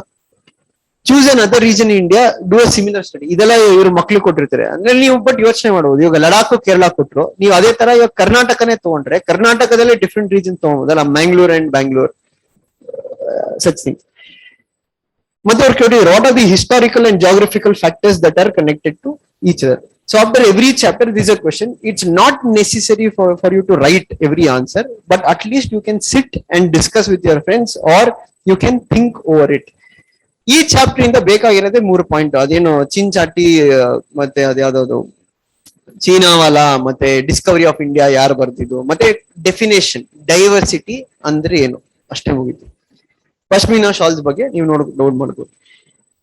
This book if you actually sit and read, you can read it in one day. ಇದು ಒಂದಿನದ ಮೇಲಂತೂ ಏನು ತಗೊಳಲ್ಲ. ನೀವು ಒಂದಿನದ ಮೇಲ್ ತಗೊಂತಾ ಇದ್ದೀರಾ ಅಂದ್ರೆ ಒಂದು ನೀವು ತಪ್ಪಾಗಿ ಓದ್ತಾ ಇದ್ದೀರಾ, or starting al 3 ದಿನ ತಗೊಳ್ಳಿ. If you're reading NCERT for the very first time, that happens. But usually you can read this book in 1 or 2 days. ಮತ್ತೆ ಈ ಬುಕ್ ಇಂದ ಡೈರೆಕ್ಟ್ ಆಗಿ ಏನ್ ಬರುತ್ತೆ ಅಂತಲ್ಲ, ಬಟ್ ಈ ಬುಕ್ ಒಂದು ನಿಮ್ ಬೇಸಿಕ್ ಫೌಂಡೇಶನ್ ನಾಲೆಜ್ ನ ಬಿಲ್ಡ್ ಮಾಡುತ್ತೆ. So for polity, that's what I told, 6th, 7th, 8th, 9th, 10th, 6th to 10th standard ನಿಮ್ದು NCERT ಬುಕ್ಸ್ ನ ನೀವು ಓದಕ್ಕೆ ಇವಾಗಿಂದಾನೆ ಸ್ಟಾರ್ಟ್ ಮಾಡಬಹುದು. ಯಾಕೆ ಅಂದ್ರೆ ನೀವು ಸ್ಟಾರ್ಟ್ ಮಾಡಿ ಇಟ್ಕೊಂಡ್ರೆ classes will become more easier for you to understand. Plus ಓದ್ಬೇಕಾದ್ರೆ ನೀವು ಕನೆಕ್ಟ್ ಮಾಡಕ್ ಟ್ರೈ ಮಾಡಿ. ಇವಾಗ ಏನ್ ಬಗ್ಗೆ ಓದ್ತಾ ಇದೀರಾ ಅದ್ರ ಬಗ್ಗೆ ಸ್ವಲ್ಪ ಕರೆಂಟ್ ಅಫೇರ್ಸ್ ನೋಡಿ, ಏನ್ ಆಗ್ತಾ ಇದೆ. ಇವಾಗ ಡೈವರ್ಸಿಟಿ ಹೇಳಲ್ಲ, ಏನೇನ್ ಇಶ್ಯೂನ ಕನೆಕ್ಟ್ ಮಾಡ್ಬೋದು. ಹಿಂದಿ ಇಂಪೋಸಿಷನ್ ಇಶ್ಯೂನ ಲಿಂಕ್ ಮಾಡ್ಬೋದು, ಬೀಫ್ ಬ್ಯಾನ್ ಬಗ್ಗೆ ಲಿಂಕ್ ಮಾಡ್ಬೋದು, ಹಿಜಾಬ್ ಇಶ್ಯೂನ ಲಿಂಕ್ ಮಾಡ್ಬೋದು ಇದಕ್ಕೆ. So there are many issue which you can link to diversity and unity. So this is basically how you go with reading an NCERT book. So please don't try to make notes for the first time. Just mark. Mark ಅಂದ್ರೆ ಎಲ್ಲಾ line mark ಮಾಡ್ಬಿಡಿ, ಬರೀ ಯಾವ್ದು important ಅನ್ಸುತ್ತೆ ನಿಮಗೆ ಅದನ್ನ mark ಮಾಡಿ. So ಒಂದು ಚಾಪ್ಟರ್ ಆದ್ಮೇಲೆ ನಿಮ್ ಮೆಂಟರ್ಸ್ ನ ಕೇಳಿದ್ರೆ ಒಂದು ಕ್ವಶನ್ ಪೇಪರ್ ಕೊಡ್ತಾರೆ. 6th ಸ್ಟ್ಯಾಂಡರ್ಡ್ ಗೆ NCERT ಬೇಸ್ಡ್ ಕ್ವಶನ್ಸ್ ಇದೆ. ಸೊ ನೀವು ಓದಾದ್ಮೇಲೆ ಆ ಕ್ವಶನ್ ಪೇಪರ್ ನ ತಗೊಂಡು ಸಾಲ್ವ್ ಮಾಡಕ್ ಟ್ರೈ ಮಾಡಿ. ಅವಾಗ ನಿಮ್ಗೆ ಒಂದು ಐಡಿಯಾ ಬರುತ್ತೆ, ನೀವು ಕರೆಕ್ಟ್ ಆಗಿ ಓದಿದೀರಾ ಇಲ್ಲ ಬೇಕಿರೋದು ಓದಿದೀರಾ ಇಲ್ಲ ಬೇಡದಿರೋದು ಓದಿದೀರಾ ಅಂತ ಅರ್ಥ. So this is how you go about it. So NCERT, if you read quickly, you can complete 1 month, 1.5 months ಅಲ್ಲಿ ಆಲ್ಮೋಸ್ಟ್ ಎಲ್ಲಾ ಸಬ್ಜೆಕ್ಟ್ NCERT ಮುಗಿಸ್ಬಿಡ್ಬೋದು ನೀವು ಓದಿದ್ರೆ. So if you have any doubt regarding NCERT reading, you can ask. If there is any other doubt you have NCERT ಓದೋದ್ರ ಬಗ್ಗೆ ಹಿಂಗ್ ಓದ್ಬೇಕು, ಏನ್ approach ಮಾಡೋದು. So Kannada medium students ಹೇಳಿದ್ರೆ ಅವರೊಂದು ಸೆಷನ್ ಮಾಡಿದ್ದಾರೆ, ಅದರಲ್ಲಿ ನಿಮ್ಗೆ ಕನ್ನಡಗೆ ಯಾವ ಬುಕ್ ಓದ್ಬೇಕು, ಸೊ ಅದ್ರಲ್ಲಿ ಸ್ಟೇಟ್ ಸಿಲೆಬಸ್ ಬುಕ್ ಹೇಗೆ ಓದ್ಬೋದು, ಏನ್ ಮಾಡ್ಬೇಕು ಅಂತ. But I would strongly recommend try reading NCERT. ಯಾಕೆಂದ್ರೆ ನಾನು ಹೇಳ್ತಿರೋದು ಏನಕ್ಕೆ ಅಂದ್ರೆ, ನೀವು ಕನ್ನಡದಲ್ಲೇ ಓದೋದು ರೂಢಿ ಮಾಡ್ಕೊಬಾರದು. ಯಾಕೆ ಅಂದ್ರೆ ಕ್ವಶನ್ ಪೇಪರ್ ಇಂಗ್ಲಿಷ್ ಅಲ್ಲೇ ಇರುತ್ತೆ. Anything said unless UPSC change and they decide to give the question paper in local languages, English ಗೊತ್ತಿರಬೇಕು. ಅಂದ್ರೆ ಏನಕ್ಕೆ ಗೊತ್ತಿರಬೇಕು ಅಂದ್ರೆ, ಕೆಲವು ಕ್ವಶನ್ಸ್ ಏಲಿನಿಯೇಷನ್, ನಿಮ್ಗೆ ಏಲಿನೇಷನ್ ಮೀನಿಂಗ್ ಗೊತ್ತಾಗದೆ ಇದ್ರೆ ಅಲ್ಲಿ ನೀವು ಉತ್ತರನೇ ಬರೆಯಕ್ಕಾಗಲ್ಲ. ನೀವು ಗೊತ್ತಿರೋದ ಟಾಪಿಕ್ ಬಗ್ಗೆ. If you don't know the meaning, you can't write the answer. So how to improve your English thing. See ನಾನು ಹೇಳಿದೆ, ಎಲ್ಲಿ ನಿಮ್ಗೆ ಮನ್ಸು ಇರುತ್ತೋ ಅಲ್ಲಿ ಮಾರ್ಗ ಇರುತ್ತೆ. There is one student I had, and within 1 year he mastered English. Within 1 year ಅವ್ನಿಗೆ ಇಂಗ್ಲಿಷೇ ಬರ್ತಾ ಇರ್ಲಿಲ್ಲ. With in 1 year he has mastered English. It's is effort, he took effort. ಇಲ್ಲ ಫಸ್ಟ್ ಇಂಗ್ಲಿಷ್ ಅಲ್ಲಿ strong ಆಗ್ತೀನಿ, because he knew ನಾನು English ಅಲ್ಲಿ strong ಆಗಿದ್ರೆ ಇಲ್ಲಿ ಎಕ್ಸಾಮ್ ಅಂತೂ ಪಾಸ್ ಮಾಡಕ್ಕಾಗಲ್ಲ. ಸೊ ವಾಟ್ ಹಿ ಡಿಡ್ ಅಂದ್ರೆ, ಒಂದು ಫೈನಲ್ ಇಯರ್ ಇರ್ಬೇಕಾದ್ರೆ he started investing time on English every day. Every day started reading English newspaper. Every day started reading NCERT. He brought a dictionary. He used Google. Everywhere on word ಏನ್ ಗೊತ್ತಾಗ್ಲಿಲ್ಲ ಅದಕ್ಕೆ meaning ತಿಳ್ಕೊಂಡು and he started speaking English. ಅವ್ನು ನನ್ನ ಜೊತೆ ಬರ್ಬೇಕಾದ್ರು ಮಾತಾಡ್ಬೇಕಾದ್ರು ಅವನು English ಅಲ್ಲೇ ಮಾತಾಡ್ತಿದ್ದ. Even though initially he struggled, but now if you speak to him, he'll speak very good English. ಅದೇನಕ್ಕೆ ಆತರ ಆಯ್ತು ಅಂದ್ರೆ ಅವನಲ್ಲಿ ಆ ಹಠ ಇತ್ತು. See that is a way to go about. ಇಲ್ಲ ನನಗೆ ಆಗದೇ ಇಲ್ಲ ಅಂದ್ರೆ choice is yours, struggle will be there. ಅಂದ್ರೆ ಅದು ಇವಾಗ CSAT ಹೆಂಗ್ ಮಾಡ್ತೀರಾ, ಇಂಗ್ಲಿಷೇ ಗೊತ್ತಿಲ್ಲ ಅಂದ್ರೆ ಸರಿ, ಅವರಂತೂ ಕೊಡಲ್ಲ, ಕನ್ನಡದಲ್ಲಂತೂ ಇರಲ್ಲ ಪ್ಯಾಸೇಜ್, ಇಂಗ್ಲಿಷ್ ಅಲ್ಲೇ ಇರುತ್ತೆ ಪ್ಯಾಸೇಜ್. ಅವ್ನಂದ್ರೆ ಫಸ್ಟೇ ಐಡೆಂಟಿಫೈ ಮಾಡಿ, ಅವ್ನು ಗೊತ್ತಾಗುತ್ತೆ ಅವನಿಗೆ ನಾನು ಇಲ್ಲಿ ಇಂಗ್ಲಿಷ್ ಕಲಿತಾ ಇದ್ರೆ ಅವ್ನು ಕನ್ನಡದಲ್ಲೇ ಬರೀತೀನಿ ಎಕ್ಸಾಮು, ಬಟ್ ಅವ್ನಿಗೆ ಇಂಗ್ಲಿಷ್ ಗೊತ್ತು. ಇವಾಗ ಅವ್ನಿಗೆ ಕ್ವಶನ್ ನೋಡಿದ ತಕ್ಷಣ ಅಂಡರ್ಸ್ಟ್ಯಾಂಡ್ ಮಾಡ್ಕೊಂಡು ಅವ್ನ ಓನ್ ಲ್ಯಾಂಗ್ವೇಜ್ ಅಲ್ಲಿ ಬರ್ಕೊಂಡು ಹೋಗ್ತಾನೆ. ಬಟ್ ಅವ್ನಿಗೆ ಫಸ್ಟೇ ಅರ್ಥ ಆಯ್ತು, ನನ್ಗೆ ಇಲ್ಲಿ ಕ್ವಶನ್ ಅರ್ಥ ಆಗದೆ ಇದ್ರೆ ನಾನು ಎಷ್ಟೇ ಕನ್ನಡದ ಬುಕ್ಸ್ ಹೋದ್ರು ಏನು ಪ್ರಯೋಜನ ಇಲ್ಲ. It's useless, because how can you answer the question? Either Hindi ಗೊತ್ತಿರಬೇಕು ಇಲ್ಲ ಐದರ್ ಇಂಗ್ಲಿಷ್ ಗೊತ್ತಿರಬೇಕು. ಇವಾಗ ನಿಮ್ ಮೀನಿಂಗ್ ಗೊತ್ತಾಗದೆ ಇದ್ರೆ then there is no use of point. ಇವಾಗ ಮೇನ್ಸ್ ಅಷ್ಟೇ, ಮೇನ್ಸ್ ನೀವು ಕನ್ನಡದಲ್ಲಿ ಉತ್ತರ ಬರೀಬಹುದು, ಬಟ್ ಪ್ರಶ್ನೆ ಇಂಗ್ಲಿಷ್ ಅಲ್ಲಿ ಇರುತ್ತಲ್ಲ. ಇವಾಗ ಒಂದ್ಸತಿ UPSC ಪ್ರಶ್ನೆ ಏನಂತ ಕೇಳಿದ್ರು ಅಂದ್ರೆ, critically examine the need of the adjectives to the word republic in the preamble ಅಂತ ಇತ್ತು ಪ್ರಶ್ನೆ. Critically examine the need of the adjectives to the word republic in the preamble. ಇದು ಇಂಗ್ಲಿಷ್ ಗೊತ್ತಿರೋರ್ಗೂ ಕಾಂಪ್ಲೆಕ್ಸ್ ಅರ್ಥ ಮಾಡ್ಕೊಳಕ್ಕೆ. ಅದನ್ನ ನೀವು ಬ್ರೇಕ್ ಡೌನ್ ಮಾಡೋರು ಏನ್ ಕೇಳ್ತಾ ಇರೋದಂದ್ರೆ, ಅಡ್ಜೆಕ್ಟಿವ್ ಅಂದ್ರೆ ಏನು, ಆ ವರ್ಡ್ ಹಿಂದೆ ಏನೇನು ವರ್ಡ್ಸ್ ಬರುತ್ತೆ ಅಂತ. ಸೊ ನಮ್ ಪ್ರಿಯಾಂಬಲ್ ಅಲ್ಲಿ ವರ್ಡ್ ಲಾಸ್ಟ್ ವರ್ಡ್ ಬರೋದು ರಿಪಬ್ಲಿಕ್, ಅದಕ್ಕಿಂತ ಮುಂಚೆ ಬರೋದು ಏನು ಸೋಷಿಯಲ್, ಸೆಕ್ಯುಲರ್, ಡೆಮಾಕ್ರೆಟಿಕ್ ಅಂತ ಬರುತ್ತೆ. ಅಂದ್ರೆ ಏನು ಅವ್ರು ಕೇಳ್ತಾ ಇರೋದು ರಿಪಬ್ಲಿಕ್ ಬಗ್ಗೆ ಅಲ್ಲ, ಭಾರತದ ಸಂವಿಧಾನದಲ್ಲಿ ಏನ್ ಸೋಷಿಯಲಿಸಂ ಇದೆ, ಸೆಕ್ಯುಲರಿಸಂ ಇದೆ, ಡೆಮಾಕ್ರಸಿ ಪ್ರಜಾಪ್ರಭುತ್ವ ಇದ್ರೆ ಅದ್ರ ನೀಡ್ ಏನಿದೆ ಅಂತ ಕೇಳಿರೋದು. So unless you are able to break the question, ನೀವು ಕನ್ನಡದಲ್ಲೇ ಬರೀತೀನಿ ಅಂದ್ರೆ ನಿಮ್ ಪ್ರಶ್ನೆನೇ ಅರ್ಥ ಆಗಿಲ್ಲ ಅಂದ್ರೆ ನೀವು ಅಲ್ಲಿ ಬರೆಯಕ್ಕೆ ಚಾನ್ಸ್ ಇಲ್ಲ ಆನ್ಸರ್. ಸೊ ಅವ್ನ್ ಏನ್ ಮಾಡ್ದ, ಅವ್ನು ಅದ್ ಗೊತ್ತಾಯ್ತು ಅವ್ನು ಸ್ವಲ್ಪ ದಿನ ಓದ್ತಾ ಏನಂದ್ರೆ ಇದು ಆಗಲ್ಲ, ವರ್ಕೌಟ್ ಆಗಲ್ಲ if I don't learn English. And ನೀವು CSAT ಕ್ಲಿಯರ್ ಮಾಡಬೇಕಂದ್ರೆ ನಾನು ಇಂಗ್ಲಿಷ್ ಸ್ಟ್ರಾಂಗ್ ಆಗ್ಬೇಕು. ಸೊ ವಾಟ್ ಡಿಡ್ ಅಂದ್ರೆ, he invested 6 months time, every day use to read English. By now, he's completely proficient in English. He can speak in English. He can understand the questions very well. He's able to note the questions. Now, what he's doing is working on building the knowledge base for it. So that's what I told. ಎಲ್ಲಿ ನಿಮ್ಗೆ ಹಠ ಇರುತ್ತೋ ಅಲ್ಲಿ ದಾರಿ open up ಆಗುತ್ತೆ. But ಎಲ್ಲಿ ನಿಮ್ಗೆ ಹಠ ಇರಲ್ಲ, you want easy things to be done. ಇಲ್ಲ ನನಗೆ ಇಂಗ್ಲಿಷ್ ಕಲಿಯಕ್ ಆಗಲ್ಲ, ಅವಾಗ ಚಾಲೆಂಜ್ ಇದ್ದೇ ಇರುತ್ತೆ. ಇಂಗ್ಲಿಷ್ ಕಲಿಯಕ್ಕಾಗಲ್ಲ ಅಂದ್ರೆ ಹೌದು, it becomes tough to crack the exam. But ಎಲ್ಲಿ ನೀವು ಇಲ್ಲ ನಾನು ಎಫರ್ಟ್ ಹಾಕಿ ನಾನು ಇಂಗ್ಲಿಷ್ ಕಲಿತೀನಿ, ಅದಕ್ಕೆ ಹೆಂಗಂದ್ರೆ ಇದು ಅದಕ್ಕೆ ಹೇಳಿದ್ದು NCERT ಓದಕ್ ಟ್ರೈ ಮಾಡಿ. Don't find easy way of ನಾನು ಸ್ಟೇಟ್ ಬುಕ್ಸ್ ಓದ್ಬಿಡ್ತೀನಿ. ಹೌದು, ಸ್ಟೇಟ್ ಬುಕ್ಸ್ ನೀವು ಕನ್ನಡದಲ್ಲಿ ಓದಿದ್ರು ಅದು ನನ್ನ ಕಂಟೆಂಟ್ ಚೆನ್ನಾಗಿಲ್ಲ ಅಂತ ಹೇಳ್ತಾ ಇಲ್ಲ. ನಿಮ್ಗೆ ಇಂಗ್ಲಿಷ್ ವರ್ಡ್ಸ್ ಗೊತ್ತಾಗಲ್ಲ, ನೀವು ಬರೀ ಕನ್ನಡ ವರ್ಡ್ಸ್ ಓದ್ಕೊಂಡಿದ್ರೆ ಏನು ಯೂಸ್ ಆಗಲ್ಲ. ಅದೇ ರೀತಿ ಇವಾಗ ಫಾರ್ ಎಕ್ಸಾಂಪಲ್ ಇವಾಗ ನಾನು ಹೇಳಿದ್ನಲ್ಲ, ಇವಾಗ ನನಗೆ ಇಂಗ್ಲಿಷ್ ಬರುತ್ತೆ, ಕನ್ನಡ ಅಷ್ಟು ಪ್ರೊಫಿಷಿಯನ್ಸಿ ಇಲ್ಲ. ಪ್ರೊಫಿಷಿಯನ್ಸಿ ಏನು ಕನ್ನಡದಲ್ಲಿ ಮಾತಾಡ್ತೀನಿ, ಬಟ್ ಇವಾಗ ಫಾರ್ ಎಕ್ಸಾಂಪಲ್ ಸಾವರ್ನಿಟಿ ಏನಂತಾರೆ ಕನ್ನಡದಲ್ಲಿ, ಸಾರ್ವಭೌಮತೆ, ನನಗೆ ಮುಂಚೆ ಬರ್ತಾ ಇರ್ಲಿಲ್ಲ. ಬಟ್ ಇದನ್ನ 2 ವಾರ ಕೂತ್ಕೊಂಡು ಗೂಗಲ್ ಇಟ್ಕೊಂಡು ಇವಾಗ ಆಯ್ತಪ್ಪ, ಏನು ಡೆಮೋಕ್ರಸಿ ಅಂದ್ರೇನು, ಪ್ರಜಾಪ್ರಭುತ್ವ, ಥಿಯೋಕ್ರೆಟಿಕ್ ಸ್ಟೇಟ್ ಅಂದ್ರೆ ಏನು, ದೇವ ಪ್ರಭುತ್ವ. ಸೊ ಈ ತರದ್ ಏನಂದ್ರೆ ಸ್ವಲ್ಪ ದಿನ ಮಾತಾಡಿ ಇವಾಗ ವರ್ಡ್ದು ಫ್ಲೂಯೆನ್ಸಿ ಬಂದಿದೆ ಕನ್ನಡದಲ್ಲಿ. ನಾನು ಅದಕ್ಕೆ ಹೇಳಿದ್ರು ಎಲ್ಲಿ ಏನ್ ಮಾಡ್ತೀವಿ, ಇವಾಗ ನಾವು ಪಾಲಿಟಿಕ್ಸ್ ಹೋಗ್ಬೇಕು ಅಂತ ಇದೀವಿ, ಆಸೆ ಇದೆ ಪಾಲಿಟಿಕ್ಸ್ ಹೋಗ್ಬೇಕು ಅಂತ. ಕನ್ನಡ ಗೊತ್ತಿದ್ರೆ ಕರ್ನಾಟಕದಲ್ಲಿ ಪಾಲಿಟಿಕ್ಸ್ ಅಲ್ಲಿ ನೀವು ಬೆಳೆಯಕ್ ಆಗಲ್ಲ. ಲಾಜಿಕ್ ಅಲ್ಲ. ನೀವು ಪಾಲಿಟಿಕ್ಸ್ ಅಲ್ಲಿ ಒಬ್ಬ ಮಾಸ್ ಲೀಡರ್ ಆಗಿ ಬರ್ಬೇಕು ಅಂದ್ರೆ, ನೀವು ಜನದ ಜೊತೆ ಕನೆಕ್ಟ್ ಆಗ್ಬೇಕು ಅಂದ್ರೆ ನೀವು ಕನ್ನಡ ಗೊತ್ತಿರ್ಲೇಬೇಕು. ನೀವು ಅಲ್ಲಿ ಹೋಗ್ಬಿಟ್ಟು ಇಂಗ್ಲಿಷ್ ಅಲ್ಲಿ ನಾನು ಸ್ಪೀಚ್ ಕೊಡ್ತೀನಿ ಅಂದ್ರೆ 80% ಆಫ್ ಕರ್ನಾಟಕವ್ರಿಗೆ ಅರ್ಥ ಆಗಲ್ಲ. ಹಂಗೆ ನೀವು UPSC ಎಕ್ಸಾಮ್ ನಾನು ಪಾಸ್ ಮಾಡ್ತೀನಿ ಅಂದ್ರೆ ಕನ್ನಡದಲ್ಲಿ ಬರ್ದ್ರು ಪಾಸ್ ಮಾಡ್ಬೋದು, ಬಟ್ ಇಂಗ್ಲಿಷ್ ಗೊತ್ತಿರಬೇಕು. ಇಂಗ್ಲಿಷ್ ಗೊತ್ತಿಲ್ದಿರ ಆಗಲ್ಲ, ಯಾಕಂದ್ರೆ ಇಂಗ್ಲಿಷ್ ಕಂಪಲ್ಸರಿ ಪೇಪರ್ ಕೂಡ ಇದೆ. If you want to see that way, English compulsory paper ಇದೆ, ನೀವು ಓದ್ಲೇಬೇಕು. It's inevitable. So you cannot run away from not reading English and finding the easy way. ನಾನು ಸ್ಟೇಟ್ ಬುಕ್ಸ್ ಓದ್ತೀನಿ. So it's better start reading NCERT. Initially if you feel it is difficult, take your time. ಬೇರೆಯವರು ಒಂದಿನದಲ್ಲಿ ಓದೋದು, 2 ದಿನ, ನೀವು 1 ತಿಂಗಳು ಓದಿ, ಸಮಸ್ಯೆ ಏನಿಲ್ಲ. ಬಟ್ 1 ತಿಂಗಳು ಆದ್ಮೇಲೆ ನಿಮ್ಗೆ ಗೊತ್ತಿರಬೇಕು ನಾನು ಇವಾಗ ಓದ್ತೀನಿ ಅಂತ. ಅವಾಗ ಏನಾಗುತ್ತೆ, ನಿಮ್ಗೆ ಕಾನ್ಫಿಡೆನ್ಸ್ ಬಿಲ್ಡ್ ಆಗ್ತಾ you pick it up.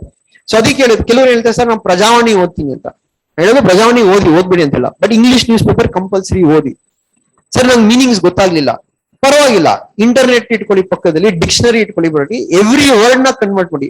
So ನೀವು ಒಂದು ಸೆಷನ್ ಮಿಸ್ ಮಾಡಿದ್ರಿ ಲಾಸ್ಟ್ ಟೈಮ್, ಉಮೇಶ್ ರಾಥೋಡ್ ಅಂತ ಇದಾರೆ, ಇದೇ ರೋಡ್, ನಮ್ಮ ಅಕಾಡೆಮಿ ಎದುರುಗಡೆ ರೋಡ್ ನೀವು ಹೋದ್ರೆ ಒಂದು ರೋಡ್ ಇದೆಯಲ್ಲ, 3ನೇ ಮನೆನೋ 4ನೇ ಮನೆ, ಅವ್ರು ನಮ್ close friend, IRS customs currently.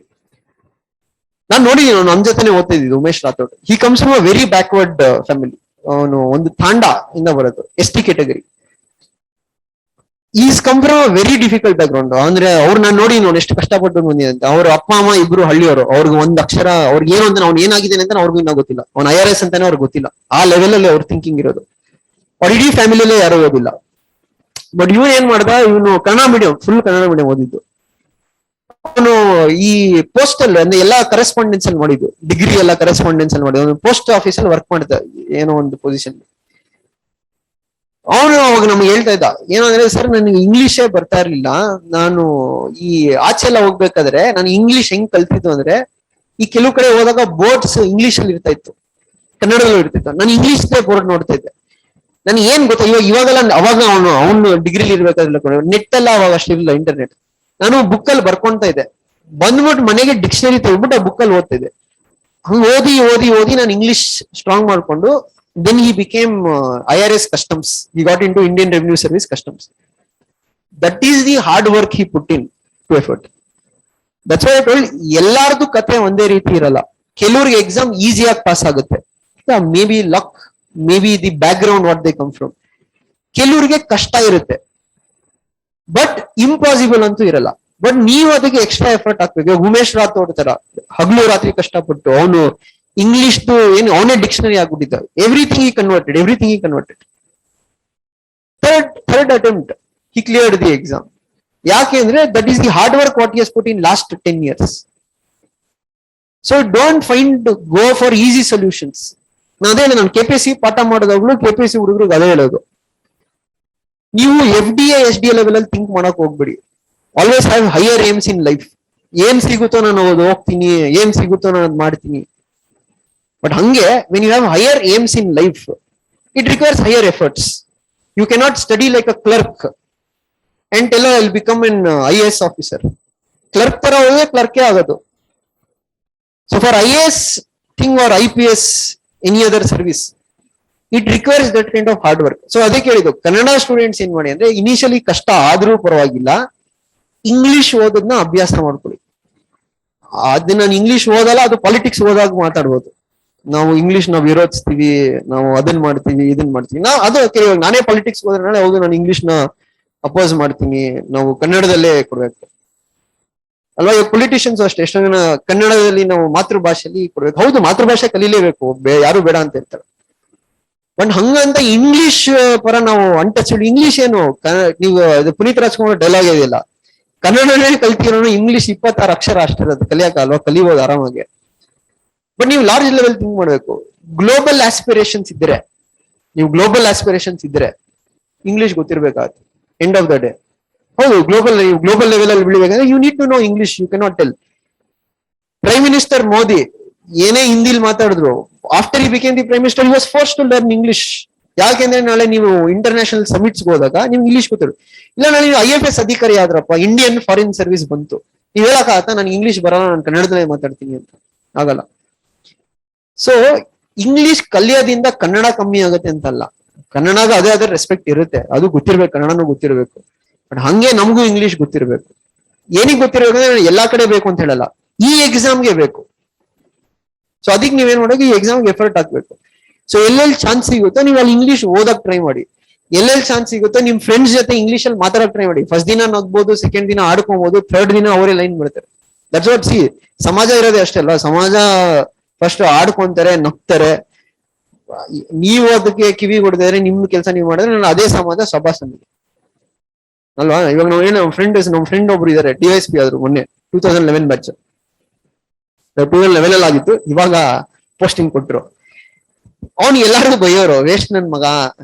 ಏನಿಗೆ ಅದೇ ಹೇಳ್ತೀನಿ, ಅವನಿಗೆ ಅವ್ನು 5 UPSC ಇಂಟರ್ವ್ಯೂ ಕೊಟ್ಟಿದ್ದಾನೆ. ಅವನೇನು ಸಾಮಾನ್ಯ ಅಲ್ಲ, ಅವನು 5 UPSC ಇಂಟರ್ವ್ಯೂ ಕೊಟ್ಟಿದ್ದಾನೆ. ಬಟ್ ಪ್ರಾಬ್ಲಮ್ ಏನು, ಲಕ್ ಇಲ್ಲ ಲೈಫಲ್ಲಿ, ಅವ್ನು ಏನೂ ಆಗಕ್ಕಾಗಿಲ್ಲ. ಕೊನೆ DYSP ಆಗಿತ್ತು, ಅದು ಹೋಗ್ಬಿಟ್ಟಿತ್ತು. ಅವಾಗ ಜನ ಹೆಂಗಿದ್ರೆ ಇವನು ವೇಸ್ಟ್ ನನ್ ಮಗ, ಇವನು ಇದು ಅಂತ. ಇವಾಗ ಮೊನ್ನೆ ಯಾವಾಗ ಪೋಸ್ಟಿಂಗ್ ಆಯ್ತು ಎಲ್ಲರೂ ಚೇಂಜ್. ಹಿಂಗೆ ನಂಗೆ ಗೊತ್ತಿತ್ತು ಇವನು ಒಂದಲ್ಲ ಒಂದಿನ ಸಾಧಿಸ್ತೇನೆ ಅಂತ. Society is like that.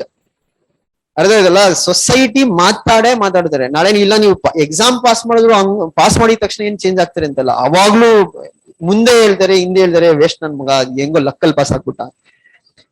So you cannot worry about society. ಅದಕ್ಕೆ ಇದೊಂದು ಝೆನ್ ಸ್ಟೋರಿ ಅಂತ ಇದೆ. ಒಬ್ಬ ಹೇಳಿದನೋ ಗೊತ್ತಿಲ್ಲ, ಒಬ್ಬ ಚೈನಾದಲ್ಲಿ ಒಬ್ಬ ಇರ್ತಾನೆ. ಅವನದು ಮೆಂಟಾಲಿಟಿ ಇದೆ, ಅವ್ನು ಯಾರು ಏನ್ ಹೇಳ್ತಾರೋ ಅದನ್ನ ಕೇಳಿಸ್ಕೊಳಲ್ಲ. When somebody speaks positives or negative, ಅವನು ಅದನ್ನ ತಲೆಗೆ ಹಾಕೊಂಡು ಹೋಗಲ್ಲ. ಅವ್ನ ಕೆಲಸ ಏನಿದೆ ಅವ್ನು ಮಾಡ್ಕೊಂಡು ಹೋಗ್ತಾನೆ. ಅವನು ಒಂದು ಕುದುರೆ ಪರ್ಚೇಸ್ ಮಾಡ್ಕೊಂಡು ಬರ್ತಾನೆ ಮಾರ್ಕೆಟ್ಗೆ ಹೋಗ್ಬಿಟ್ಟು. ಜನ ಏನ್ ಹೇಳ್ತಾರೆ, ಎಷ್ಟು ಕೊಟ್ಟೆ ಕುದುರೆಗೆ ಅಂತ ಹೇಳ್ತಾರೆ. ಅವನು ಎಷ್ಟೋ 1000 2,000 ಅಂತಾನೆ ಅವ್ರ ಕರೆನ್ಸಿ. ಹೇಳಿ ಜಾಸ್ತಿ ಕೊಟ್ಬಿಟ್ಟ, ವೇಸ್ಟ್ ನನ್ ಮಗ ಇವನು, ಆ ಕುದುರೆಗೆ ಅಷ್ಟು ವ್ಯಾಲ್ಯೂನೇ ಇಲ್ಲ ಅಂತ. ಇವನು ತಲೆಗಿಡ, ಇಲ್ಲ ನಂಗೆ ಇಷ್ಟ ಆಯ್ತು ಕುದುರೆ, ನಾನು ತಗೊಂಬಂದೆ. ಸರಿ ಏನ್ಬಿಟ್ಟು ಏನಾಗುತ್ತೆ, ನೆಕ್ಸ್ಟ್ ದಿನ ಕುದುರೆ ಓಡೋಗ್ಬಿಡುತ್ತೆ. ಇವ್ನು ಕಟ್ಟಿರ್ತಾನೆ, ಓಡೋಗ್ಬಿಟ್ಟಿರುತ್ತೆ. ಅವ್ರು ಹೇಳ್ತಾರೆ, ಫಸ್ಟೇ ದಡ್ ನನ್ ಮಗ ಹೇಳಿದ್ರು 2,000 ಕೊಟ್ಟು ತಂದ, ಕುದುರೆ ಓರೋಯ್ತು, ಇವನಿಗೆ ಲಕ್ಕೇ ಇಲ್ಲ ಇವನಿಗೆ ಅಂತ. ಅವನು ತಲೆ ಏನಾದ್ರು ಹೇಳ್ಕೊಂಡು ಜನ ಇರಕ್ಕೆ ಹೇಳೋದಲ್ಲ. ಬಟ್ ಆ ಕುದುರೆ ಕಾಡು ಹೋಗ್ಬಿಟ್ಟು ಇನ್ನ 10 ಕುದುರೆನ ಕರ್ಕೊಂಡ್ಬಿಡುತ್ತೆ ಜೊತೆಗೆ. ಸೊ ಇವನು 1 ಕುದುರೆ ಇರೋದು 10 ಕುದುರೆ ಆಗುತ್ತೆ. ಸೊ ಜನ ಅವಾಗ ಏನ್ ರಿಯಾಕ್ಷನ್ ಮಾಡಿದ್ರೆ, ಇವ್ನು ಸಖತ್ ಲಕ್ಕಿ ಇದ್ದಾನೆ, ಇವನ್ಗೆ ಫಸ್ಟ್ ಹೇಳಿದಿ ಕುದುರೆ ಲಕ್ ಚೆನ್ನಾಗಿದೆ, ತಗೊಂಡ್ರೆ ಒಳ್ಳೇದಾಗತ್ತೆ ಅಂತ. ಅವನ್ ಮಗನಿಗೆ ಮದುವೆ ಫಿಕ್ಸ್ ಆಗುತ್ತೆ. ಅವನ್ ಮಗ ಆ ಕುದುರೆನ ಓಡಿಸ್ತಾ ಇರ್ತಾನೆ. ಮದುವೆ ಇನ್ನೇನು 1 ವಾರ ಇರ್ಬೇಕಾದ್ರೆ ಬಿದ್ದು ಕಾಲ್ ಮುರಿದೋಗ್ಬಿಡುತ್ತೆ. ಕುದುರೆ ಬೀಳ್ಸ್ಬಿಟ್ಟು ಕಾಲ್ ತುಳ್ಬಿಡುತ್ತೆ ಒಂದು. ಸೊ ಹೇಳ್ತಾರೆ, ಫಸ್ಟ್ ಹೇಳಿದ್ರಿ ಕುದುರೆ ಸರಿ ಇಲ್ಲ, ಇದು ಬಂದಿದ್ ಸರಿ ಇಲ್ಲ. ಪಾಪ ಅವ್ನ ಮಗನ್ ನೋಡಿ ಮದುವೆ ನಿಂತೋಗ್ಬಿಡುತ್ತೆ, ಕಾಲಿ ಮುರಿದೋಯ್ತು. ಅದ್ರ ನೆಕ್ಸ್ಟ್ ದಿನ ಏನಾಗುತ್ತೆ ಅಂದ್ರೆ ಚೈನಾದಲ್ಲಿ ವಾರ್ ಡಿಕ್ಲೇರ್ ಆಗುತ್ತೆ. ರಾಜ ಯುದ್ಧ ಡಿಕ್ಲೇರ್ ಮಾಡ್ತಾನೆ. ಹೇಳ್ತಾನೆ, ಈ ಹಳ್ಳಿಗಳಿಗೆ ಹೋಗ್ಬಿಟ್ಟು ಯಾರ್ಯಾರು ಏಬಲ್ ಯೂತ್ಸ್ ಇದಾರೆ ಎಲ್ಲಾರು ಎತ್ತಾಕೊಂಡ್ ಬನ್ನಿ ವಾರ್ಗೆ ಅಂತ. ಇವ್ನು ಎತ್ಕೊಂಡು ಹೋಗಲ್ಲ, ಯಾಕಂದ್ರೆ ಇವ್ನು ಕಾಲ್ ಮುರಿದೋಗಿರುತ್ತಲ್ಲ. ಅವಾಗ ಹೇಳ್ತಾರೆ, ಕುದುರೆ ನಿನ್ ಮಗನ, ಈಗ ಯುದ್ಧಕ್ಕೆ ಹೋದ್ರೆ ವಾಪಸ್ ಬರಲ್ಲ ಅಂತ ಗೊತ್ತು, ಕುದುರೆ ನಿನ್ ಮಗನ್ನ ಬಚಾವ್ ಮಾಡ್ಬಿಡ್ತಂತ. So the moral of the story is that no matter what you do, people will speak. You cannot change people, but you should not change people. You should not change for the people. Change for the good. Don't change for everything they say. So ಕೆಲವು ಸತಿ ನೀವು English ಅಲ್ಲಿ ಮಾತಾಡಿದಾಗ ಆಡ್ಕೊಬಹುದು, ಕೆಲವ್ರು ನಗ್ಬಹುದು, ಕೆಲವ್ರು ಗೊತ್ತಿಲ್ಲ ಅಂತ ಹೇಳ್ಬೋದು. ಈ ಕಿವಿಲ್ ಕೇಳ್ಕೊಂಡು ಈಗಿಲ್ ಬಿಡಿಸ್ಬೇಕು. If there is some criticism, if somebody is saying something, it is helping you, ಅದನ್ನ ಕಿವಿಗೆ ಹಾಕೊಬೇಕು. ಇಲ್ಲ ಯಾರೋ ಒಬ್ಬ ಆಡ್ಕೊಂತಾನೆ, ಇವಾಗ ಯಾರೋ ನನ್ ಬಗ್ಗೆ ಏನೋ ಅನ್ಕೊಂತಾನೆ, ಅದನ್ನ ಬಿಟ್ಟಾಕಿ. But try to work. ಅದಕ್ಕೆ ಹೇಳಿದ್ರು don't try to read, I am not telling don't read Kannada books, but make effort to read NCERT. Try to build your vocabulary and rest will fall in place. Okay, so start reading your NCERTs. So if you have any doubts further regarding NCERTs, you can ask. NCERT ಓದೋದ್ರ ಬಗ್ಗೆ. So first time notes ಮಾಡಕ್ ಹೋಗ್ಬಿಡಿ first reading ಅಲ್ಲಿ. Try to make notes only when you revise for the second or the third time. Okay, so any other doubt? Got an idea how to approach the exam? ಇಲ್ಲ ಇನ್ನೂ ಏನಾದರೂ idea ಇಲ್ವಾ? How many of you still think you can crack the exam? ಯಾಕೆ ಇವ್ರು ಕೇಳ್ತಿಲ್ಲ, doubt ಆಗೋಯ್ತಾ? Dose ಹೊಡ್ಕೊಂಡ್ಬಿಟ್ರ ಎರಡೇ ದಿನಕ್ಕೆ, ಇದು ಯಾಕೋ ಅಸಾಧ್ಯ ಆಗ್ತಾ ಇದೆ ಅಂತ. See, that's what I'm telling you. You should be always confident. Always you have to be confident. Because knowledge ಬರುತ್ತೆ, ಇವತ್ತು ಇಲ್ದಿರ್ಬೋದು knowledge, but confidence ಇಲ್ಲ ಅಂದ್ರೆ knowledge ಇದ್ರೂ ಏನು ಪ್ರಯೋಜನ ಇಲ್ಲ. So always be confident, trust yourself, have patience. Patience ಕಲ್ತ್ಕೊಳ್ಳಿ, will be able to build. Okay. Okay then.